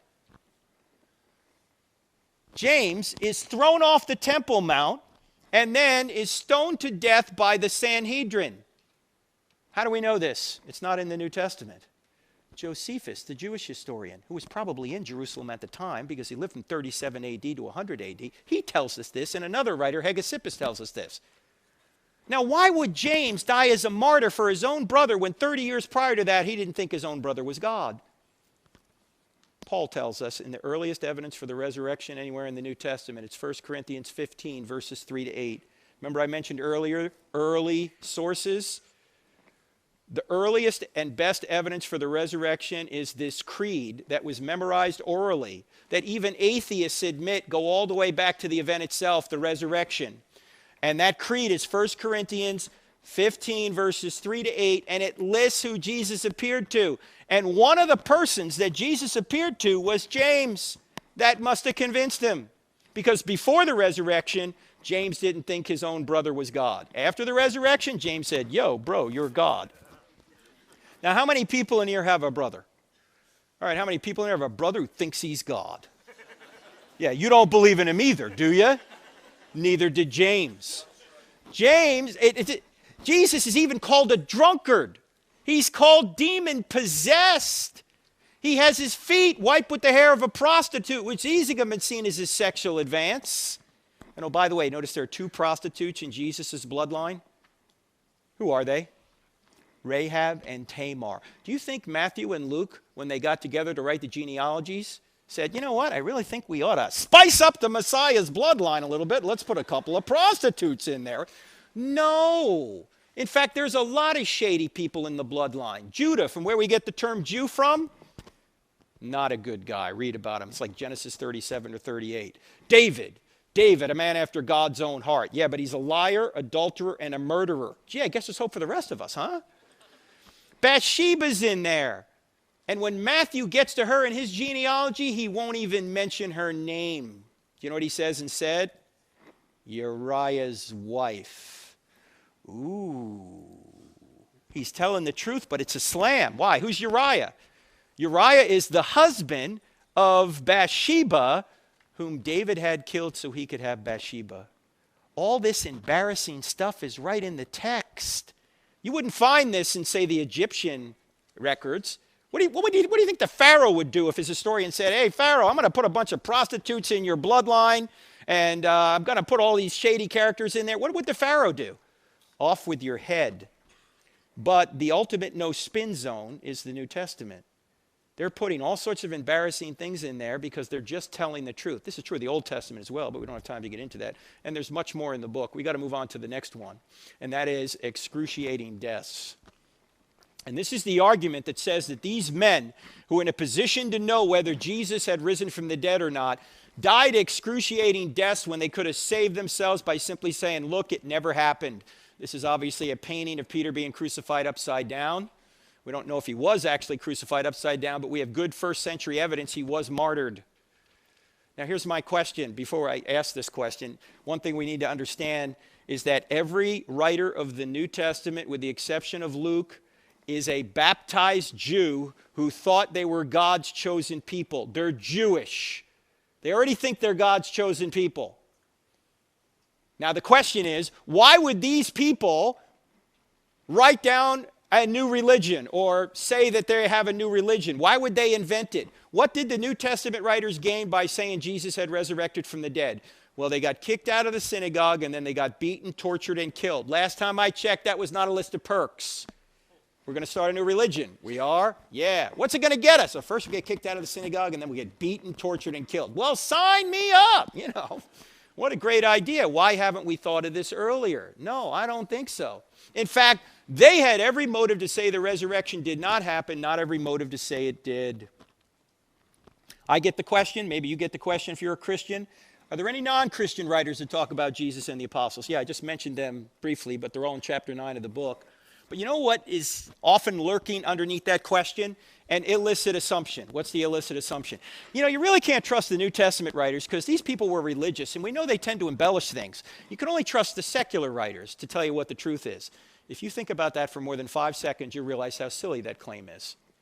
What did the New Testament writers have to gain by making this up? What motive would they have had to do this?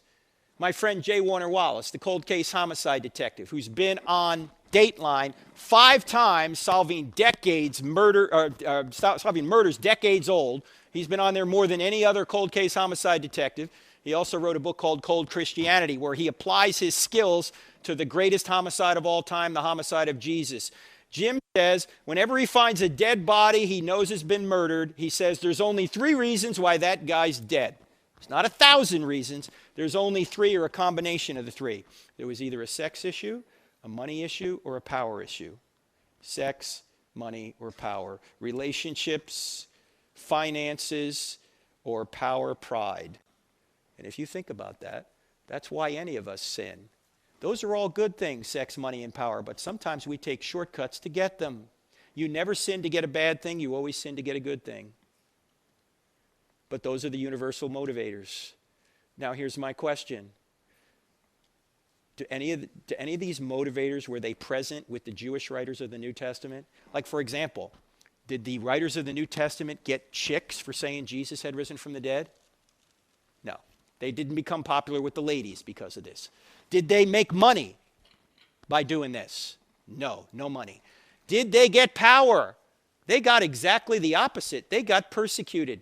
Paul had power as a Pharisee when he's persecuting the Christians. As soon as he becomes a Christian, he gets persecuted. There's no motive to make this up. None of the motives are there. This is not an invented story. So why would they die for a known lie? You might say, wait a minute, Frank. If you're going to say that martyrdom proves Christianity, don't you have to say that martyrdom proves, say, Islam? Because they have martyrs too. No. Why? Because there's a lot of differences between the Muslim martyrs of today and the New Testament martyrs of New Testament times. Well, let me just give you one difference for our purposes here. The Muslim martyrs haven't witnessed anything that tell them that Islam is true. They just have faith. The New Testament martyrs, on the other hand, were eyewitnesses to Jesus. They saw Jesus, they touched Jesus, they ate with Jesus, they verified with their own senses that Jesus had risen from the dead. Many people will die for a lie they think is the truth. Nobody will die for a lie they know is a lie. And the New Testament writers were in a position to know whether it was a lie or not, and they went to their deaths anyway. You can't get better evidence than that unless you were there yourself. All right, last thing I'm going to say on this section, and then we're going to get to your questions here shortly, is this. And what I'm about to say here, for you Christians in here who believe the Bible's inerrant, as I do, this is going to sound like heresy, okay? But it's not. Stick with me. Christianity is not true because a series of documents we put under one binding we call the Bible says it's true. In fact, Christianity would be true if the Bible never existed. You say, how can that be? Because Christianity did not originate with a book.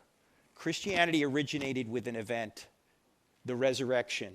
You wouldn't even have a New Testament documents written by Jews in the first century unless Jesus rose from the dead. Why have they invented all this stuff? They're not. In fact, here's how you could put it. The New Testament writers did not create the resurrection. The resurrection created the New Testament writers. You wouldn't even have a New Testament written by Jews in the first century. Do you realize there were thousands of Christians before a line of the New Testament was ever written? Frank, how could you be a Christian without the book of Romans? Was Paul a Christian before he wrote the book of Romans? Of course he was. Why? Because the risen Jesus appeared to him. Was John a Christian before he wrote the Gospel of John? Of course he was. The reason he wrote the Gospel of John is because he witnessed what had happened. In other words, the resurrection fueled the writing, not the other way around. Now, thankfully, God preserved the writings so we could know more about it and orient our lives toward it, but it would still be true even if the book didn't exist.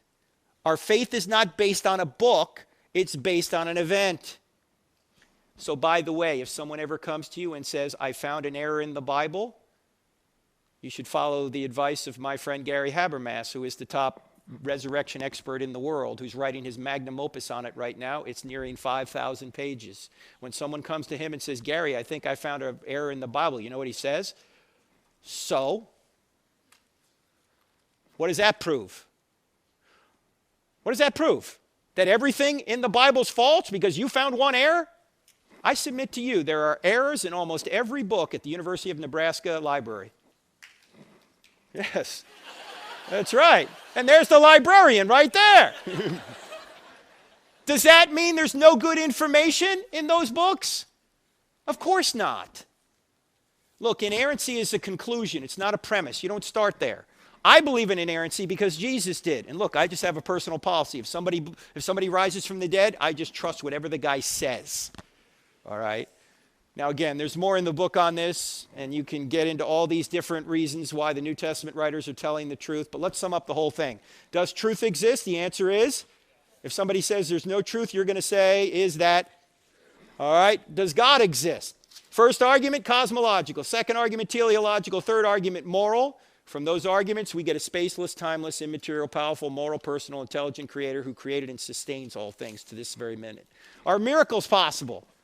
What's the greatest miracle in the Bible? Genesis 1:1. Atheists are admitting the data for it. Is the New Testament telling us the truth about the resurrection? Sure seems so. We just looked at 2 lines of evidence, and there are many more. So, if you want to go further, don't forget the books are out there. You can also text the word evidence to 44222 if you want to get this PowerPoint presentation. We're also teaching online courses. In fact, I teach I Don't Have Enough Faith to Be an Atheist and Stealing from God on our website. We have Gary Habermas and other teachers teaching on our website as well, so check those out. We're on YouTube, Twitter, and Facebook. In fact, we're streaming this on YouTube and Facebook right now, even to the overflow room, high overflow room. In fact, we're so into YouTube, Twitter, and Facebook, we've actually combined these three into one social media platform. We call it UTwitface. It's kind of a Jersey thing. Have you guys signed up for UTwitface yet? You should. We're on radio Saturday, and we're on DirecTV Wednesday nights. And if you don't do anything else, would you just download the Cross-Examined app, 2 words in the App Store. Cross-Examined, it has the TV show on there. It's got the podcast on there. It's got a quick answer section, and it's free. So just download it. All right, last thing before we go to your questions. It's true. You're probably asking yourself, if you're not a Christian, so what if it's true? What does it matter if Christianity is true? Well, you know what this means? If it really is true, and it seems like it is, then somebody died for you. His name is Jesus of Nazareth. It's really true. The greatest story ever told is true. When I was in the Navy, I was in naval aviation, and we had to earn golden wings, which were fairly hard to earn. But there's nothing more difficult in any military to earn than the golden trident. That's what the SEALs earn. Very few people that start SEAL training complete SEAL training. Those that do get through it wear that trident with pride. It is their military identity. When Michael Monsoor was buried in California, just outside of San Diego, just about every Navy SEAL on the West Coast showed up for his funeral. And when they passed his casket, they took off their tridents and they pressed them into his casket. They took their identity and put their identity in the one that died for them, the one that sacrificed for them, the one that saved them. That's what we're supposed to do. But our culture says, oh no, don't put your identity in Jesus. Put your identity in your political party, or put your identity in your ethnic group, or your race. By the way, there's only one race, the human race. Or put your identity in your sexual orientation, or your gender, or your partner, or your spouse, or your bank account, or your vocation, or your school. None of those things are ultimate, ladies and gentlemen. We were created to put our identity in our Savior. There was an eyewitness of Jesus. His name was John. He wrote several books in the New Testament. One of them, the Gospel of John. In the first chapter, he says that he gives you the right to become a child of God. You have the right to become a child of God by trusting in what Jesus did for you. He didn't just die, he also rose from the dead to prove he was God and to show you that one day you will rise from the dead as well if you accept him. Have you ever done that? Have you ever repented and said, yes, I want to put my identity where it needs to be put? Have you ever done that? If you haven't, why haven't you? It's free. All right, with that said, we're going to go to questions, and I want Wesley to come up here for just a second. Wesley, by the way, he and the whole Ratio Christi team put this together, so give him a hand for making this happen.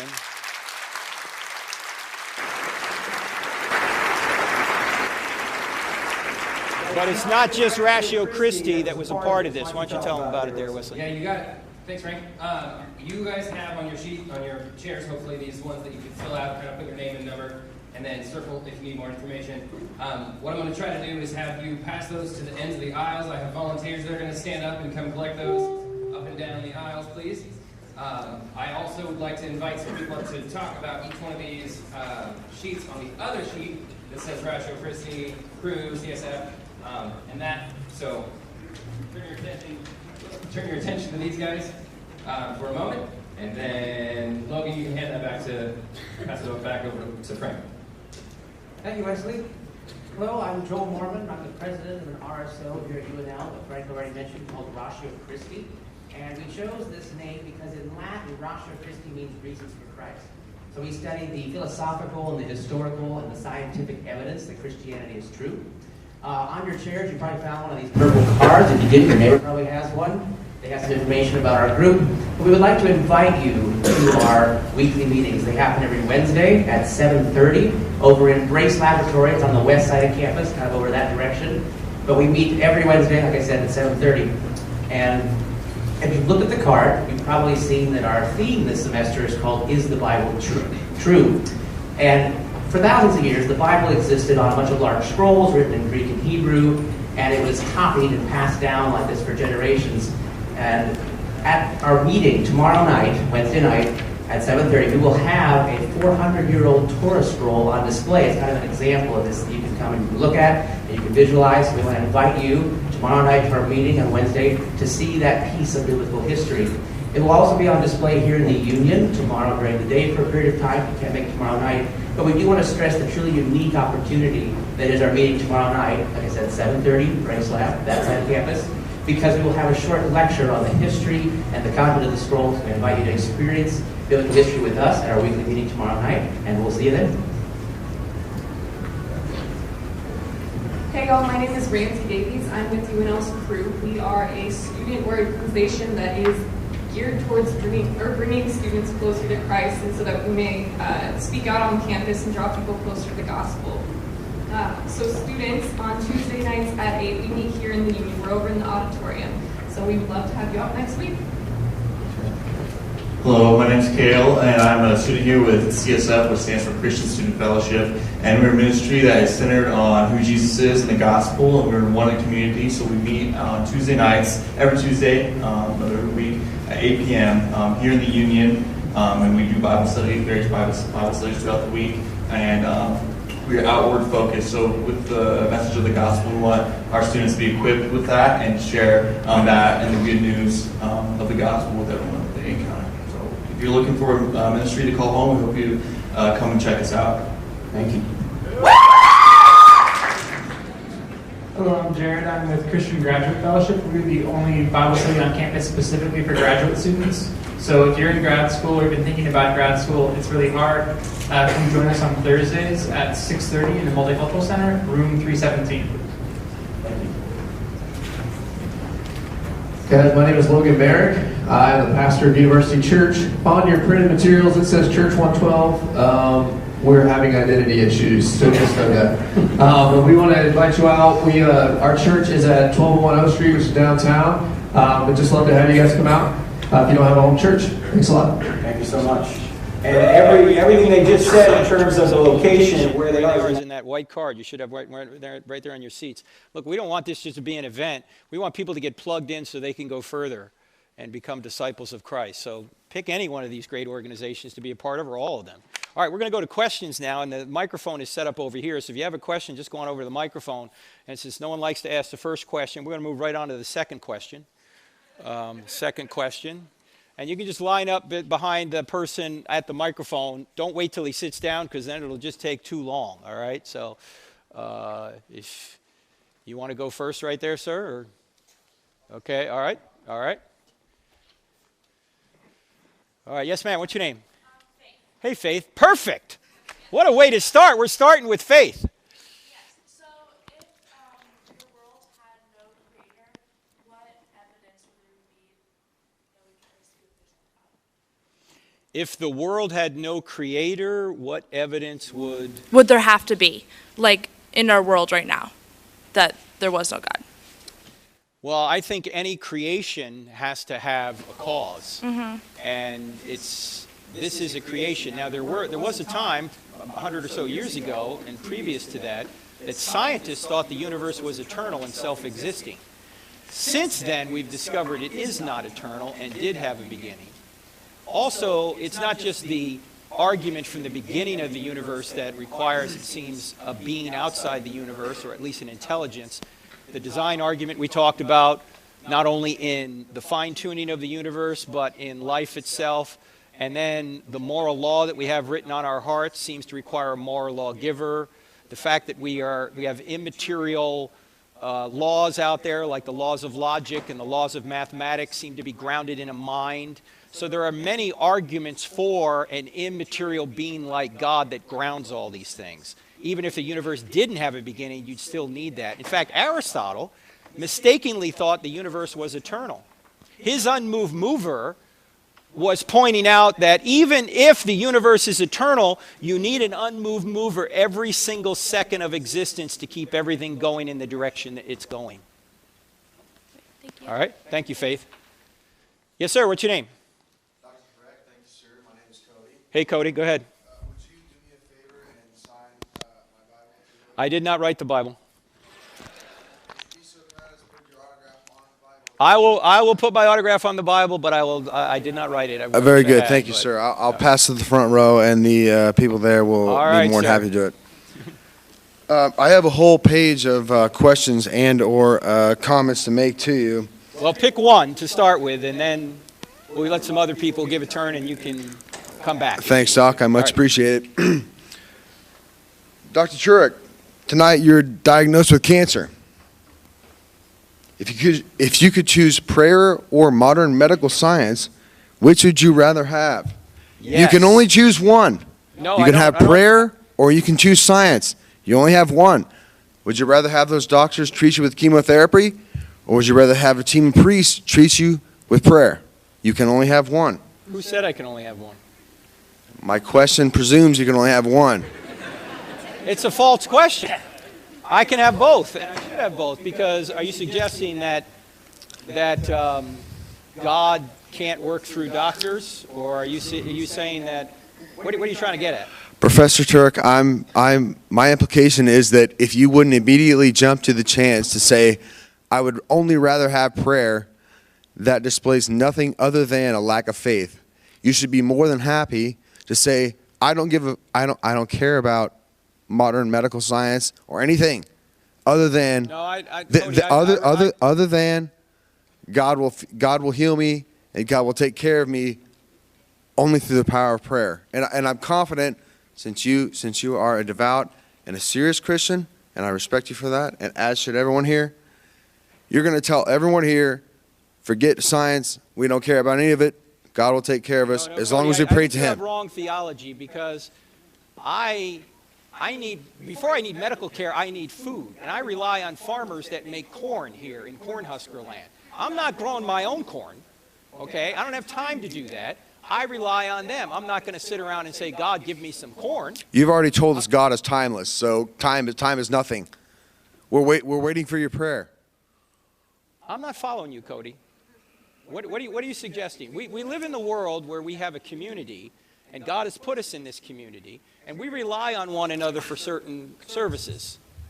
Whether it's doctors, whether it's farmers, whether it's grocers, whether it's attorneys, whether it's teachers, we all interact. We don't say, God, do everything for me. In fact, Jesus was tempted by Satan, remember?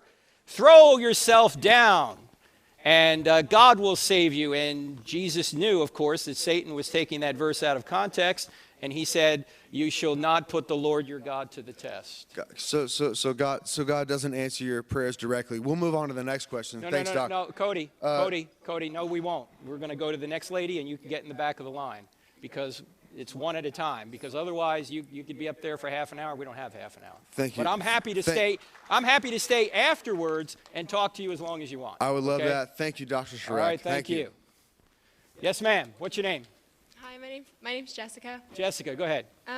Okay, my question is fiat creationism square with the concept and the doctrine of original sin? I don't see how they could be at odds. For what reason would they be at odds? That God had to create something in order for us to have a universe and, of course, to have human beings to then sin. So there has to be a creation before there can be sin, correct? Yes, I suppose, sorry, I should have defined my terms. I don't know if I'm using fiat creationism in the correct context. Do you mean creation out of nothing? I mean evolutionary, or like theistic evolution. Is theistic evolution square with original sin? Oh, well, it depends if God is involved. If you think God has somehow guided the evolutionary process to bring us human beings, and at some point there was a human being endowed with a soul, an Adam and Eve character, or Adam and Eve couple, then you could say at that point, then original sin could come into existence through their sin. Now, theologians and scientists debate this issue. I personally don't think there's good evidence for macroevolution. I think there's good evidence for microevolution, but macroevolution I think has too many hurdles to get over, and I think it's necessary that God, if he's involved at all when it comes to theistic evolution, he would have to do that, and I just don't see evidence for that. Okay, thank you so much. All right, thank you. Yes, sir. What's your name? I'm Dom. I'm short. It's okay. So, Anselm of Canterbury said that evil is the absence of good, I believe, within the fall of the devil. Mm-hmm. And my question is, so with I believe that you can better understand the nature of God by deriving the nature of the devil. That being said, though, so my question is, what do you believe the nature of the devil is if the absence of good is evil? And if the devil is evil, I'm hoping you might agree with that, is then to ask, like, what is then the nature of the devil? Okay, it depends on what you mean by the nature, because metaphysically, all creatures are good in the sense that they have good qualities. The devil has good qualities. He has mind, emotion, and will, but he uses those qualities for evil ends. So metaphysically, he's a good being in the sense that he can make choices, just like we can, but he makes choices against God rather than for God. Thank you. All right, thank you. Hey, before I forget, would you guys do a favor for us and give us some feedback? If you just text the word event to that 855-909-0582 number, it'll just text you back 3 questions and you can answer them for us if you would. Also, the folks who are in the overflow room, you guys can come in this room now and get in line if you want to ask questions, so come on over. We have an overflow room as well. Yes, sir. What's your name? Yeah, my name's Mitchell. I just came from the overflow room. Oh, you did? By the way. All right. Right. You don't So need me thank to tell you that. Yeah. Okay, thank you. You know, I've watched a lot of debates on YouTube and stuff, and I can really track with your logic, and it makes sense to me. But my biggest issue is, and the hardest part when I'm trying to talk to my friends who are atheists, is they just say, well, you know, it makes sense. It could be true.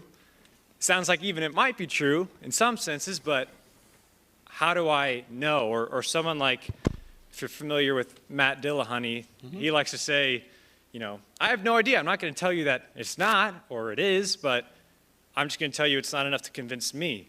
Or he says, why can't everyone have a Damascus Road experience? And so my question is, how do you talk to someone who has that mindset, or how do you even break through to someone like that? Well, it goes back to the question I asked earlier. If Christianity were true, would you become a Christian? And see if they're really open to it. Now, I guess people have different levels of evidence that they need in order to take the next step. But there's a difference between belief that and belief in. Belief that is evidence that God exists, that Jesus rose from the dead. That's what we call in this field apologetics. It's giving evidence for those propositions. But all the belief that in the world won't get your moral transgressions forgiven. For that, you've got to go from belief that to belief in, trust in. You see, even the demons, according to James, they know that God exists, but they tremble, right? They say that God exists. They know he exists, but they don't trust in him. And the difference between belief that and belief in, some have said, is the difference in 18 inches from the head to the heart. Because belief that is just intellectual, but belief in is volitional.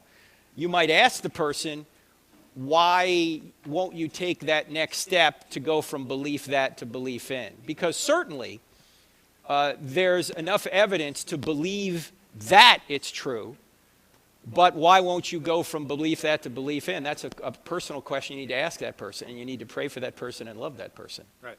Yeah, thank you. All right, thanks, Mitchell. Yes, sir, what's your name? Hi, I'm Sam. Hey, Sam. I'm curious as to your response. You mentioned a young man at Purdue who was unwilling to change his worldview even if truth was known. I work with high school students at a local church, and I'm seeing kind of an increasing amount of nones, people who have no faith. It's kind of, truth is relative. I'm curious as to how you responded, or how you would encourage me to respond to someone who seems unwilling to change their worldview? Are you saying they're apathetic, or are they're interested, but they just don't think that Christianity is something they want to do? What is it, apathy, or is it? Probably apathy, yeah. Okay. I'm reminded of what my co-author, Dr. Norman Geisler, said when he was asked that question at our seminary, what's the greatest problem in America today? Is it ignorance or apathy? And he said, I don't know and I don't care. All right? So if I had the cure for apathy, I'd be a billionaire. Sure. And secondly, everybody would be saved, because that's what I'd want to happen. I can't get people to care other than just love them and plant seeds by asking them questions. Sure. And maybe giving a few facts every now and then. So what was your response to that young man? What? At Purdue, what was your Well, I response? asked him, well, why won't you? And he didn't want to volunteer that. But I've had other conversations with people who admit the reason they don't want God to exist is because God is going to get in their way. Christopher Hitchens, for example, said God is a cosmic North Korean dictator peering in on our sex lives. Now, if you're an atheist, that's great imagery for Hitchens. But he was upset with God because God wanted to interfere with what he wanted to do, which is why I ended both debates with him. I said, Christopher Hitchens says there is no God, and I hate him. That was really his attitude. Of course, God says there is a Christopher Hitchens, and I love him, and I died for him. And God is providing that free gift to all of us. The question is, are we going to accept it? So all you can do with people who are apathetic is to love them, plant seeds, pray for them.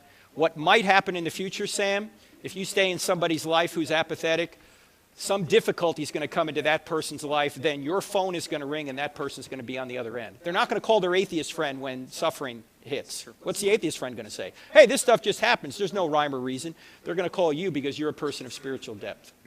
Thank you. All right, thank you, Sam. And thanks for working with kids.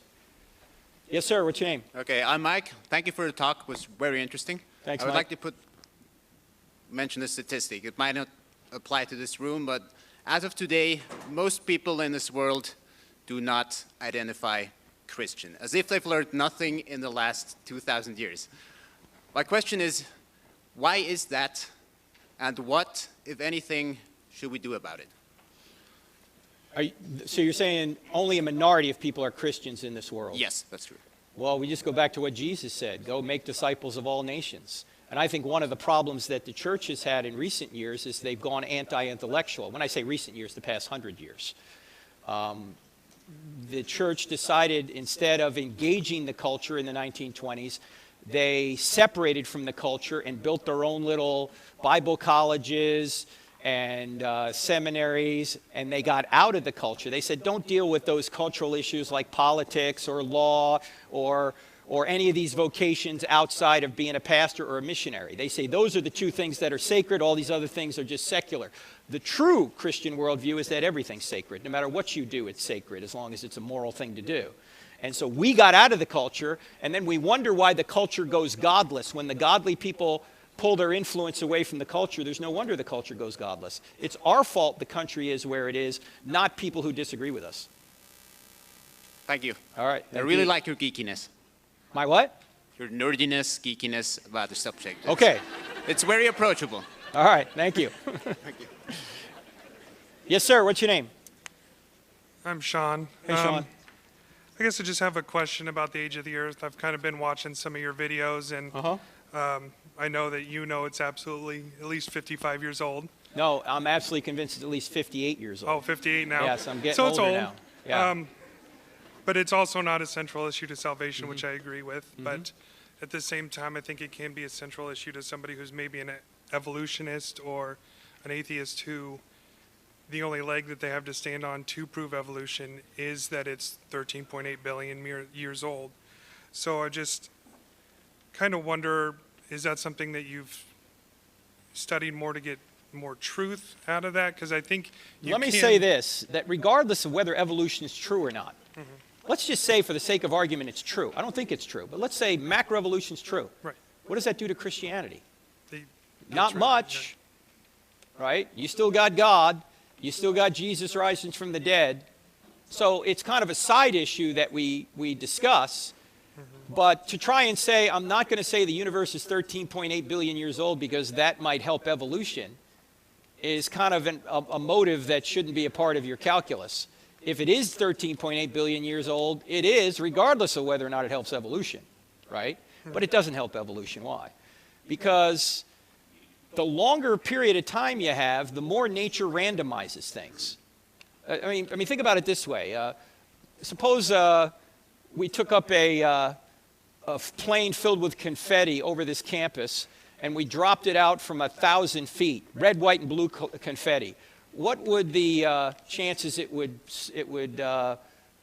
spell the American flag or form the American flag on the quad? Not very good. You say, well, give it more time. Let's take it up to 10,000 feet. It's going to be even less of a chance, right? Because the more time that goes on, the more time the second law of thermodynamics has to randomize things rather than bring order to things. Now, it's true. Once you have a living thing, you can get order by taking energy from outside that living thing. But before you have any living things, the longer things go on, the more random things get. You see, nature will take a building like this and turn it into a pile of bricks, but nature will never take a pile of bricks and turn it into a building. That's one of the biggest problems with macroevolution. They have no idea where life came from, and yet they're just assuming they have life, and then they go from that point. So regardless of how old the universe is, I think the evidence is better it's old, but no matter what view you take, you're making assumptions you can't prove. So whether God created thousands of years ago or billions of years ago, you still need a creator. Okay. Make sense? Yeah. All right, thank you. Cody. Thank you. Dr. Turek, thank you, sir. While I could not possibly disagree any more with what you said, I am absolutely stoked that you're here tonight and address the crowd and speak to them all. I do have one question for you, though. It's a friend, my friend from Virginia. He wanted me to ask you this question. This is not for me, but he said ask you this. Dr. Turek, God commanded you to murder your wife or children to prove your faith in God. Is your current devotion not enough to prove your faith? Must you murder your children as Abraham was instructed? First of all, I don't know what I would do. This is a simple yes or no question, Doc. I don't know what I would do in Abraham's position. That's a good question. You know who really struggled with that? Soren Kierkegaard, who wrote a book called...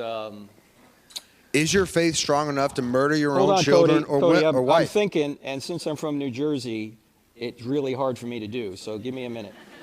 The book is called Fear and Trembling by Soren Kierkegaard. So I don't know what I would do, just like I'm never going to say if somebody put a gun to my head or a gun to my wife's head, what would you do? Because Peter tried that. I'll never deny you, Lord. And what did he do? He denied him 3 times. Yes, at the crucifixion. I don't know what I would do, okay? But let me point out, if your friend is an atheist, there's nothing wrong with God doing anything because by atheism, there's no standard of right and wrong anyway. So in order for you to bring up the objection, you're actually stealing a standard from God in order to try and say God doesn't exist. Dr. Turek, I'm only asking if you would murder your wife or children to prove your devotion. It's a simple question. I don't know what would happen. And by the way, when God decides that someone should die, it's not murder for him. Because God kills all of us at some point. And he's the only one that can resurrect us. So we don't have the right to murder people, but God has the right to kill people anytime he wants. He can strike me down today, tomorrow, anytime he wants, and it's completely in his prerogative. God has the right to slaughter the Amalekites down to the last man, woman, and child. God has the right to take us out anytime we want, because if Christianity's true, men don't really die, we just change location. And God can do that anytime he wants. So thank you for your question.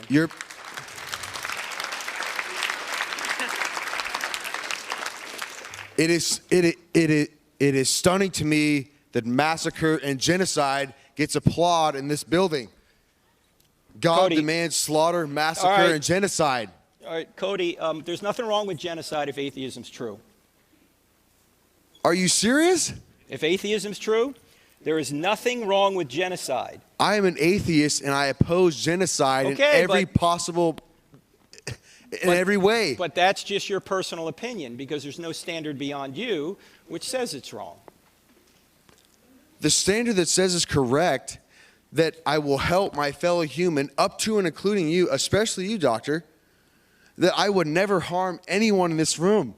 Okay, I'm glad. Atheism. Are you suggesting that atheism allows or purports or wants genocide? Atheism, I know you wouldn't say. You would never say that. Yes, atheism does allow it. You can ask Mao. You can ask Stalin. You can ask Pol Pot. Because if there is no authority beyond the government, they are God. I could not possibly agree. I could not possibly disagree that those people were atheists. But as Richard Dawkins and Christopher Hitchens would both argue, as you well know, none of those people slaughtered millions in the name of atheism. There are countless millions. All right, Cody, this isn't a debate, okay? I know. I thank you for being here. Doc. But let me deal, because Cody, I love talking about this stuff, but there's a line of people behind you, and so we can't keep going back and forth. But I do want to answer your question about the Canaanites. Is God immoral for massacre, slaughter, and racism and slavery? Cody, look, we don't have time to deal with all those. Trust me, I have slides for every one of them, okay? Let me just deal with the Canaanite one, if you'd be so gracious as to sit down. I would be so gracious. Thank you, doctor. And I'll deal with that. Thank you so much. Thank you, doctor. All right, thank you. So, as I just mentioned, with the Canaanite issue, if there's no God, why would any Old Testament atrocity be wrong? But Cody is correct about this. He has a fair point to ask me, despite the fact that he, being an atheist, has no objective standard by which to judge anything right or wrong. He is correct to ask me, you're saying your God is a God of love, so why does he do such things? So that's a fair question, okay? All right. Secondly, though, is God arbitrary, or does he give reasons in the Old Testament for judging people? Because that's what it is in the Old Testament. It's judging. God is not a cosmic mafia boss. He doesn't wake up one day and say, Canaanites, I want them dead. No. There's a reason that he has decided to push the Canaanites out of the land, and it's because they've had 400 years of iniquity, including murdering their children, sacrificing their children on the molten hot metal god Molech. And it wasn't just the Old Testament that talks about this. The Greek writer Plutarch says that when the Canaanites would do this, the drummers in the town would pound their drums louder so the children or the parents couldn't hear the screams of their own children being sacrificed. Also, I hear this quite a bit. Why complain that God doesn't stop evil, but then complain when he does? In other words, sometimes atheists will say, why didn't God stop such and such a tragedy? Yet here, God sees that this culture is so degraded that he finally says, these people must be stopped. And he sends the Israelites in to stop them, and now atheists are complaining about it. And the question I always ask people is, God committing murder by ending lives on earth? And the answer is no. God doesn't murder anyone. He can't murder anyone. He is the creator of life. He can resurrect it. Only people who are other creations can commit murder. When God ends somebody's life, it's not murder. And as I mentioned a minute ago, God has the right to usher people into the next life whenever he wants. Whether we're 82 or 2 years old, that's up to him. People never die, they just change location. And we also need to remember that the Old Testament theocracy was unique and temporary. It was not the ideal for all time, but the means to a promised new covenant. And the best book on this topic is by Paul Copan, Is God a Moral Monster? And Cody's actually bringing up good questions that Christians need to deal with. And Copan goes through all of those issues. One is the Canaanites, another slavery, these kinds of issues. And you can get that book if you want to go further. But this is not genocide. It's actually judgment. Why? How do I know? Because God did the same thing to Israel. God took out the Israelites through the Babylonians and the Assyrians. And he also took out the Israelites after they worshiped the golden calf. It was judgment, not genocide. Yes, sir. What's your name? Timothy, go ahead, sir. The moon. Like, moon. Yeah, you said the moon. If the moon was any further away or closer than it is, yeah, we wouldn't be here. But the moon is like constantly moving away from the Earth a few inches per year. Right, but it's in a given range. Yeah. I didn't mean like if it's an inch off. You get the idea that the moon is in a particular orientation to the Earth within a certain fluctuation that allows us to have life here on Earth. Without the moon, we wouldn't have tides, which means we really wouldn't be able to live. Yeah. Thank you. All right. Thank you, Timothy. Yes, ma'am. What's your name? Hi, my name's Casey. Hey, yeah, I'm Casey. a little short, sorry. That's all right, Casey. Earlier in referencing the atheist who said even if it was true, he wouldn't believe, Yeah. you made a comment that we don't want truth, we want happiness. And my Yeah. question is, can the pursuit of both exist? And if so, how? Yes. That's a great question. Yeah, because I think ultimate happiness is found in the truth. When Jesus said, "You shall know the truth, and the truth will set you free," what does that imply? It implies if you don't have the truth, you're in bondage. In fact, everybody in this room, everybody outside this room worships something. We're either worshiping God or we're worshiping something about the creation. Every one of us. It could be we worship ourselves, that we love our autonomy. Hey, I love my autonomy. Christianity's inconvenient. It is. But in this fallen world, if we stray outside the lines, ultimately we're going to get hurt. And if you look at all of the statistics, those that truly do believe in God and follow Him are more content, more happy. It's not a panacea, don't get me wrong. In fact, it was Peter Kreeft who put it this way: this world is an awful resort, but it's a great gym. In other words, we're growing here, and sometimes that takes pain. Does that make sense? Thank you very much. Thank you, Casey. Yes, sir. What's your name? I'm Ethan. Hey, Ethan. And that's Clint. By the way, this is Clint who makes this stream to thousands of people. You can thank Clint for making this happen. And you can watch it online later if you want. Yes, sir. Go ahead. So I had two main questions for you, both very brief. Okay.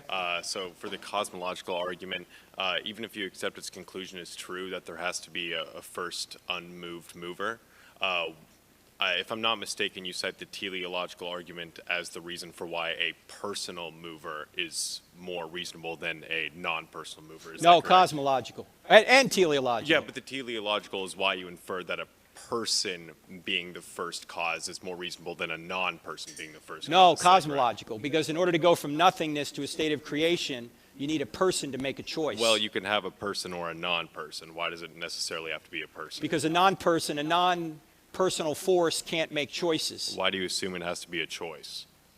Because to go from nothingness to a new state of affairs, a choice must be made. But why?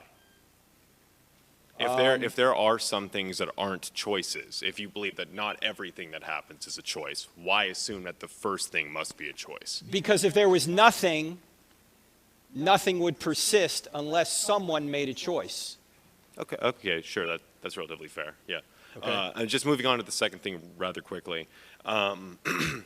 So for the moral argument, if I'm not mistaken, it goes that you say that everyone knows intuitively deep down that like murder or genocide is wrong, correct?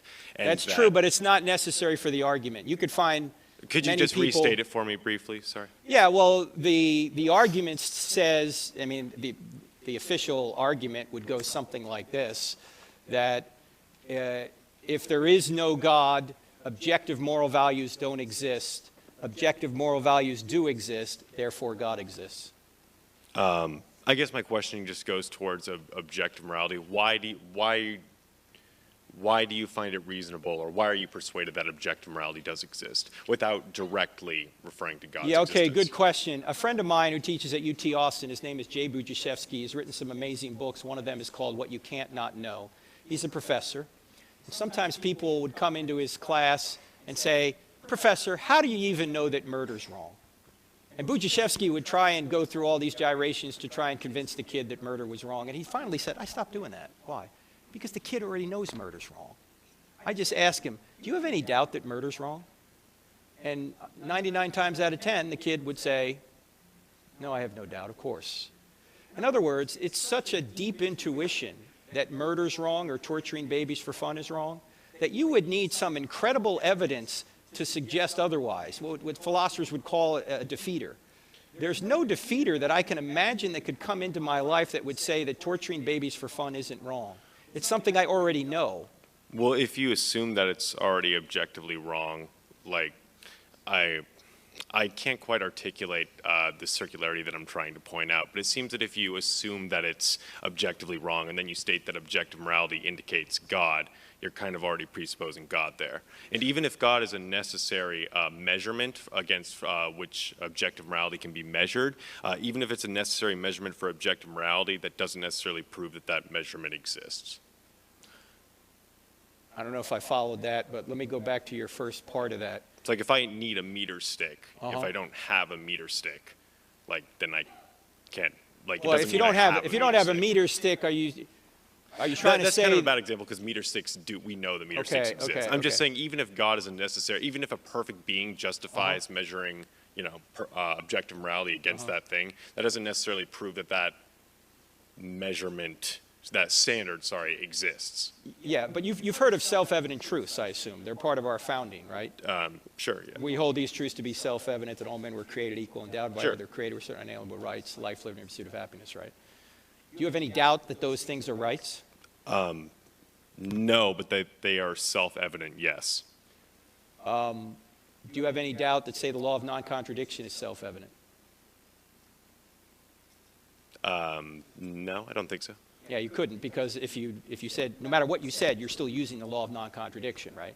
In other words, there are certain things that are self-evident that you do know. Now, you could do this. You could go through all this evidence and try and show that God exists and say God is the supreme good being and therefore whatever he says is right. But you already intuitively know that. And let me go back to what Louise Anthony said, who was an atheist who debated William Lane Craig. I don't know if you know who both those people are, but Louise Anthony, an atheist, said something at the end of her debate with William Lane Craig that actually hurt her position. She admitted something. She said this, and I'm paraphrasing. She said, any argument for atheism will be built on weaker premises than the fact that I already know that certain moral truths are true. In other words, your intuition that torturing babies for fun is so much stronger than any evidence you could get that atheism is true, that you should just go with the fact that torturing babies for fun is wrong and therefore God exists. If Christianity were true, would you be a Christian? If it were proved to be true to me, then yes. What do you mean by proof? Well, I don't know everything just because it's true. I have to be shown that something's true before. Okay, well, that's what apologists try and do. So if I gave you a book, would you read it? If I felt like it would be relatively persuasive, sure, yeah. Well, you don't know until you read it. Well, by talking to you. If I were to give you my book, would you read it? Yeah, it seems fairly interesting. Okay, well then I'll give you one out there. Don't go away. I'll give it to you at the end, okay? Okay. Thank you. All right. Yes, sir. What's your name? Hi, I'm Matt. Hey, Matt. Go ahead. So, sort of expanding upon the moral objectivism, you suggest that people innately know things such as murder and rape are objectively wrong. Yep. Furthermore, you posit such innate knowledge necessitates the existence of moral law, which you then posit necessitates a moral lawgiver, and you suggest that this moral lawgiver is God. Correct? Yeah. Okay. Now, we don't know from the moral law that it's the Christian God. Sure. Right. Yeah, we don't have enough information, but we know there's a God, yeah. And so, however, it is entirely possible that people have such innate intuitive reactions to things that are clearly subjective, and I can expand upon that if you would like. Okay, let me point this out here, that the argument technically is not about epistemology, although you need epistemology to know something. Epistemology is how you know something, right? The argument is about ontology.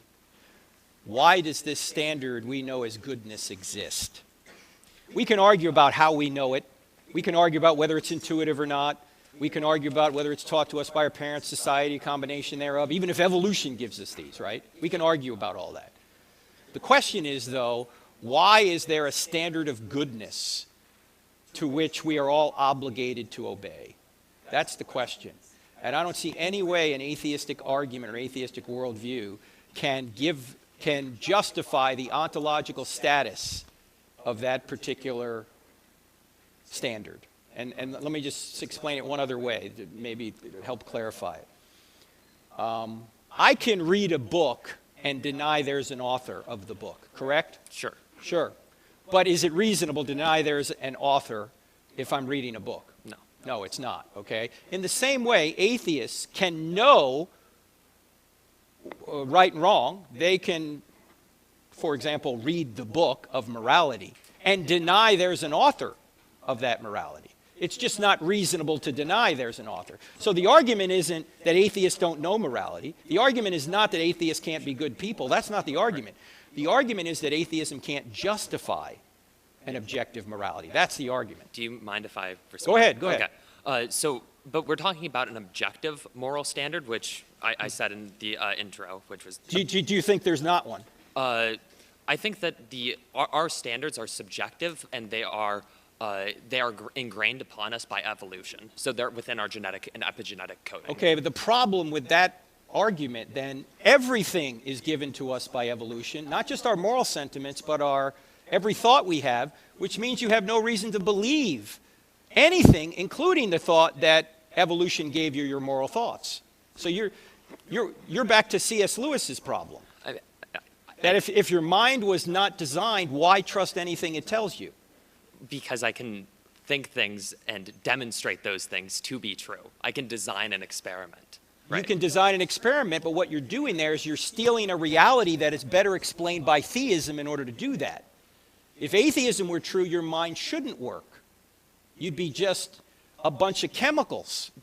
I don't disagree. Well, if you're just a bunch of chemicals, then what you're saying right now, you're not freely saying. Correct. So why would you think anything is true?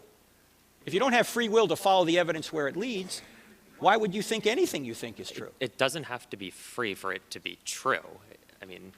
The only way to evaluate it as true is if you have free will. But we can still observe things, yes? Then you have to trust your senses. Yeah, and you have to be able to, if you stick the pencil in the glass of water and it looks like it's bent, and then you take it out in order to see it isn't bent, you're trusting your senses. Sure. But you're also assuming that you have the free will to do that and follow the evidence where it leads. Well, if you don't have free will, you don't know anything. I don't see how you're necessarily getting to that conclusion because you would be a molecular machine. Sure. You'd be a moist robot. Well, absolutely. But that's fine. I can still observe things, and I have to trust that the cognitions that are going on in my head are leading to whatever the truth is. So it's a faith position then.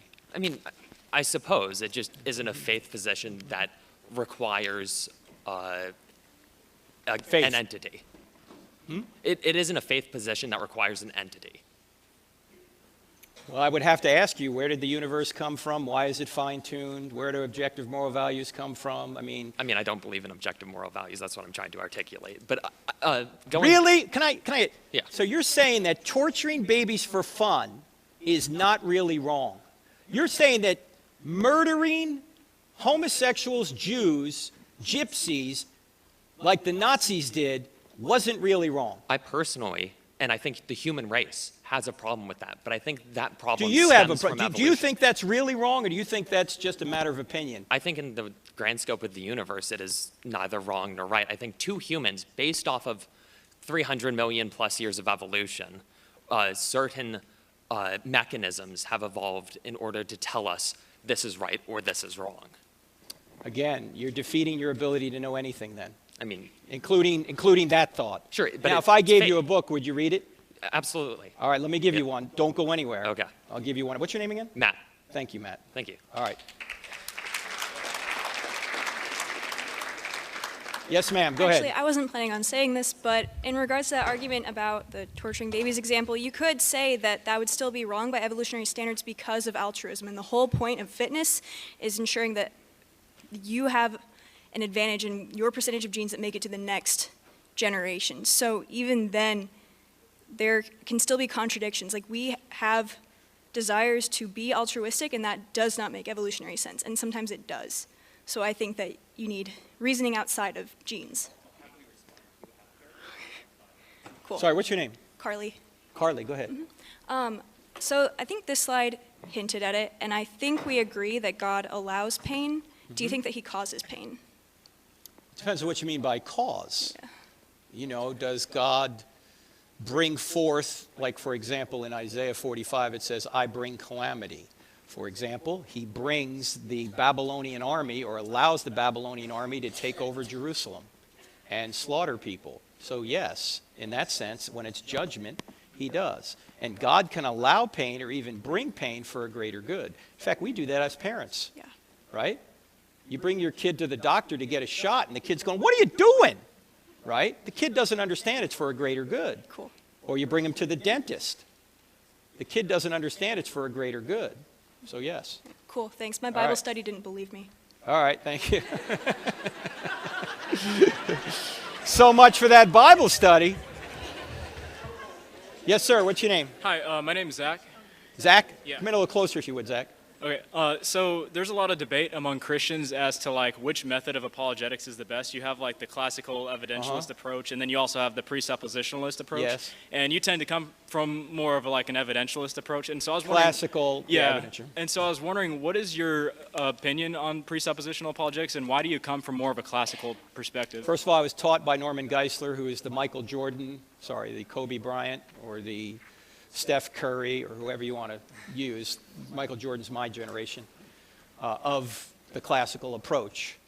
And I think it makes more sense. The problem I have with presuppositionalism, if I understand it, maybe I'm misunderstanding it, but it's circular, because it says in order for you to show the Bible's true, you have to assume it's true. How does that make any sense, right? Now, I do agree that there are certain presuppositions we all have, like the laws of logic, and that's why the book Stealing from God says that when somebody is trying to suggest there's no God, they're actually stealing from God to argue against him, because logic and reason wouldn't exist unless there's a mind out there that has endowed reality with those things. Mm-hmm. Yeah, and that's why I think, to a degree, it's almost like two sides of the same coin, like what we're both saying, except I think with the evidentialist approach, you're kind of starting with neutrality and saying, like, you can, you know, if you're a non-believer, like, you can reason, like, in a neutral standpoint. Mm-hmm. And what I think the presuppositionalists are saying is, like, with Romans chapter 1, you know, we suppress the truth and unrighteousness. And so, like, if we're just throwing facts at people that are non-believers, it's in our sinful nature to reject those things. And so you have to start with the Bible to be able to understand laws of logic and Let me stuff point like out that. one thing. There were thousands of Christians before the Bible was ever written. So to say that you need the Bible in order to get anybody to become saved would negate all the writers of the Bible. I guess I should say start with God.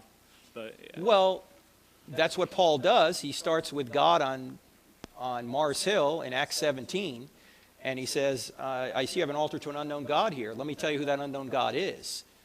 But the presuppositional assertion that you have to assume the Bible's true in order to prove it just seems so circular to me. Now again, maybe I'm missing something. But I think Jesus was an evidentialist. How do I know? Because when a representative of John the Baptist came to him and said, are you the real Messiah, or should we wait for somebody else? Jesus didn't say, well, just have faith, just believe. What did he say? Look at the signs, look at the evidence. Yeah, I am the Messiah. All right, thank you. All right, thank you. It's all right, don't worry. Clint is here. What's your name? My name is Landon, and my Landon, question. go ahead, Landon. And my question for you is this: why does God allow death to exist? I think we're about out of time.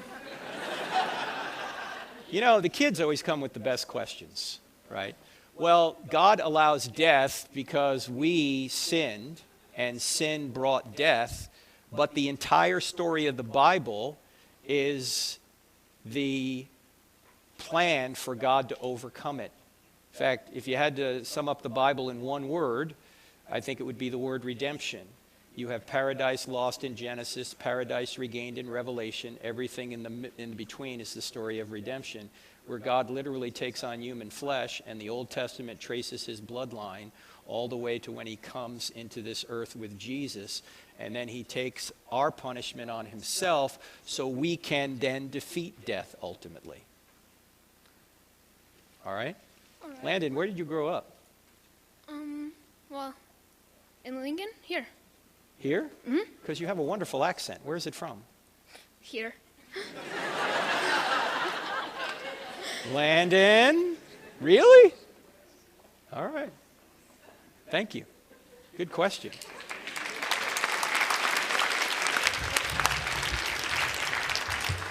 Yes, sir. What's your name? Hello, my name is Sean. Hey, Sean. Hi. Just had a question about Jesus and the resurrection. Okay. It appears in the Gospels, at least in hindsight, that Jesus spoke clearly that he was going to die and be raised again in 3 days. So I hear this question a lot myself, as why it appears that the disciples were not anticipating the resurrection. My assumption is it's just because of the Jewish eschatological. Yeah, they had no presupposition. concept of a dying and rising God, a resurrection in the middle of time. They had a concept of the resurrection at the end of time. For example, Daniel chapter 12, verse 2, that there'll be a resurrection at the end of time. So they were completely baffled by Jesus, which is another example of the embarrassing details that find their way into the New Testament. They don't really understand that what Jesus' mission is until he's already ascended to heaven. And then they finally go, wow, I could have had a V8. You know, up to that point, they don't get it. So I think it was because they had no concept of this sacrificial Messiah prior to a conquering Messiah, you know, an intermediate coming. They had no concept of it. And I wouldn't have believed it either. Would you have? No. Probably not. So I think it's just human nature. No, this can't be happening. Resurrection? You kidding me? That's why this idea that these disciples were gullible is nonsense. They didn't believe it, just like we wouldn't have believed it. All right? Thank you. Thank you, sir. All right, 2 more questions. Cody, and then the gentleman behind him. Is that Scott? Okay, it's Cody first. Go ahead, Cody. Dr. Turek, thank you for taking my 3rd question. Yes, sir. I got in line because you're obviously quite intelligent and more educated than most people here. I will ask you this. Something that occurs on earth, God must want it to happen and or allows it to happen. You've heard this argument before from a hero of both of ours. His last name is Hitchens. Fraulein Freitzel, locked in a dungeon 24 years, raped most nights by her father, 7 children of sodomy. One of them died, perished. She prayed, she beseeched heaven. Why did heaven do nothing? She waited for 24 years, and yet her prayers weren't answered. Why? Tell everyone here why her prayers went unanswered for 24 years. God has not revealed that to me, so I don't know why, but I know why I don't know why. I'm finite, God is infinite. And I sometimes marvel as to why God doesn't end my life, because I do evil. You do evil. We all do evil. I don't know why God is patient with us. Can God bring good from evil? Sure he does. Did God allow that to happen?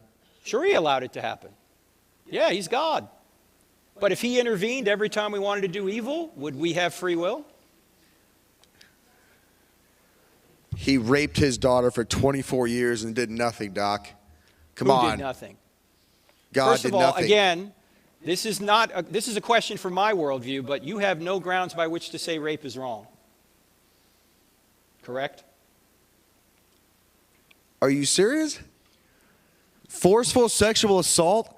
Yeah, that's wrong. Everyone here will agree with that, and Cody, I have no grounds. Cody, how is it wrong if there's no God? Is it just your opinion? No, it's everyone in this room's opinion. So majority Raise vote. your hand in this room if you want to get raped. Cody, majority vote does not determine right No and one. wrong. Zero Otherwise, people. you'd have to say the Nazis were right in murdering Jews, homosexuals, gypsies, and Jehovah's Witnesses because they voted that way. Systematic extermination of people based on their beliefs is incorrect as well, Doc, and you know that. I know it. You know it too. You just have no way of justifying it. Other than massacre and senseless extermination? Again, Cody, you're stealing from God to argue against him. You have no standard from an atheistic worldview.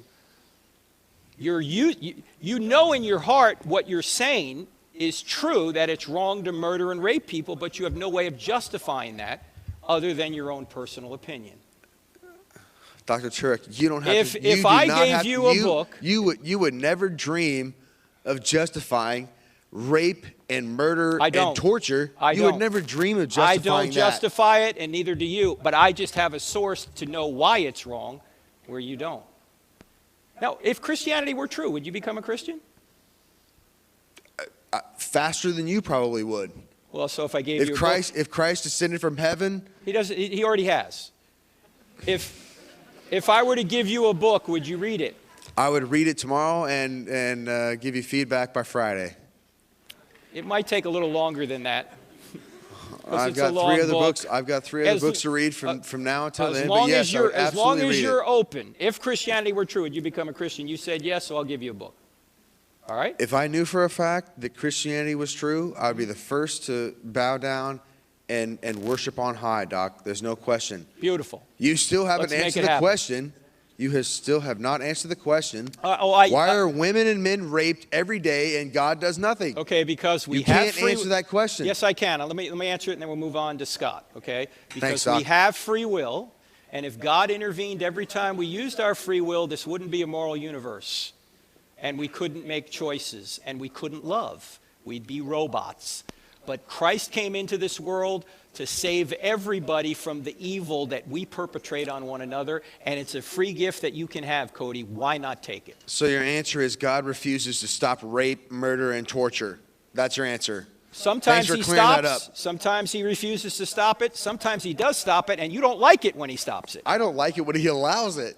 Well, again, Cody, he has to allow freedom. Rape, Otherwise, this murder, is and not a torture moral- is Yeah, sanctioned those- by God. That's your answer. It's not sanctioned. It's allowed, just like we, as human beings, allow our kids to do evil things because we can't corral them all the time, and if we did, they wouldn't be free creatures. But thank you for your question. Thanks, Doc. All right. Appreciate it. Thank you. God bless. Scott. Great Scott. Go ahead, Scott. Hey, Mr. Turek. Scott, what's your question? Go ahead. All right, so mine is kind of from the perspective of before God created anything. So if God is a perfectly good and if there's nothing before God and he's perfectly good, how or why could he or would he create a potential for evil through Lucifer?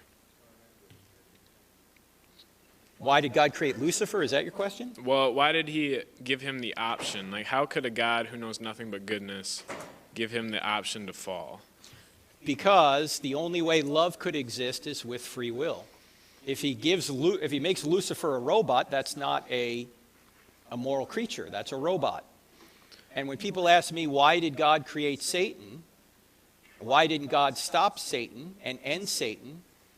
I ask them, why did God create you and why hasn't he stopped you? To me, because all of us do evil. Yeah.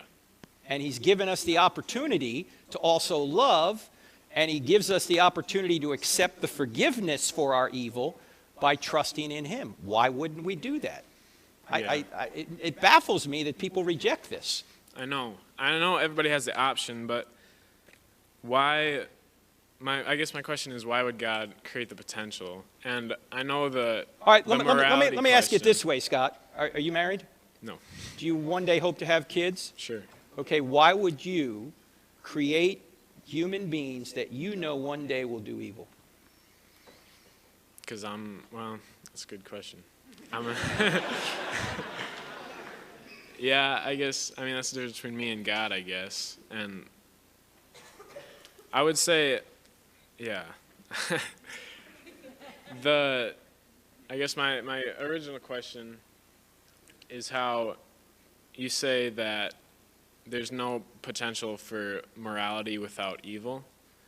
Without free choice. Without free will. But isn't that a concept that we have because God gave it to us? Like, couldn't God have created love without free will?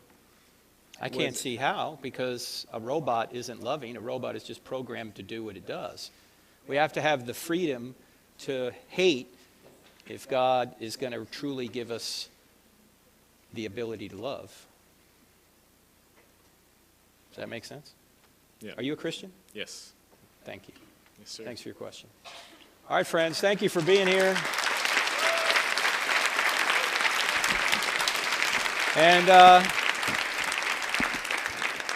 And even atheists, thank you for being here. Thanks for your questions. And atheists and Christians, do me a favor. Would you pray my voice holds out another night? Because tomorrow we're going to be in Omaha at University of Nebraska at Omaha.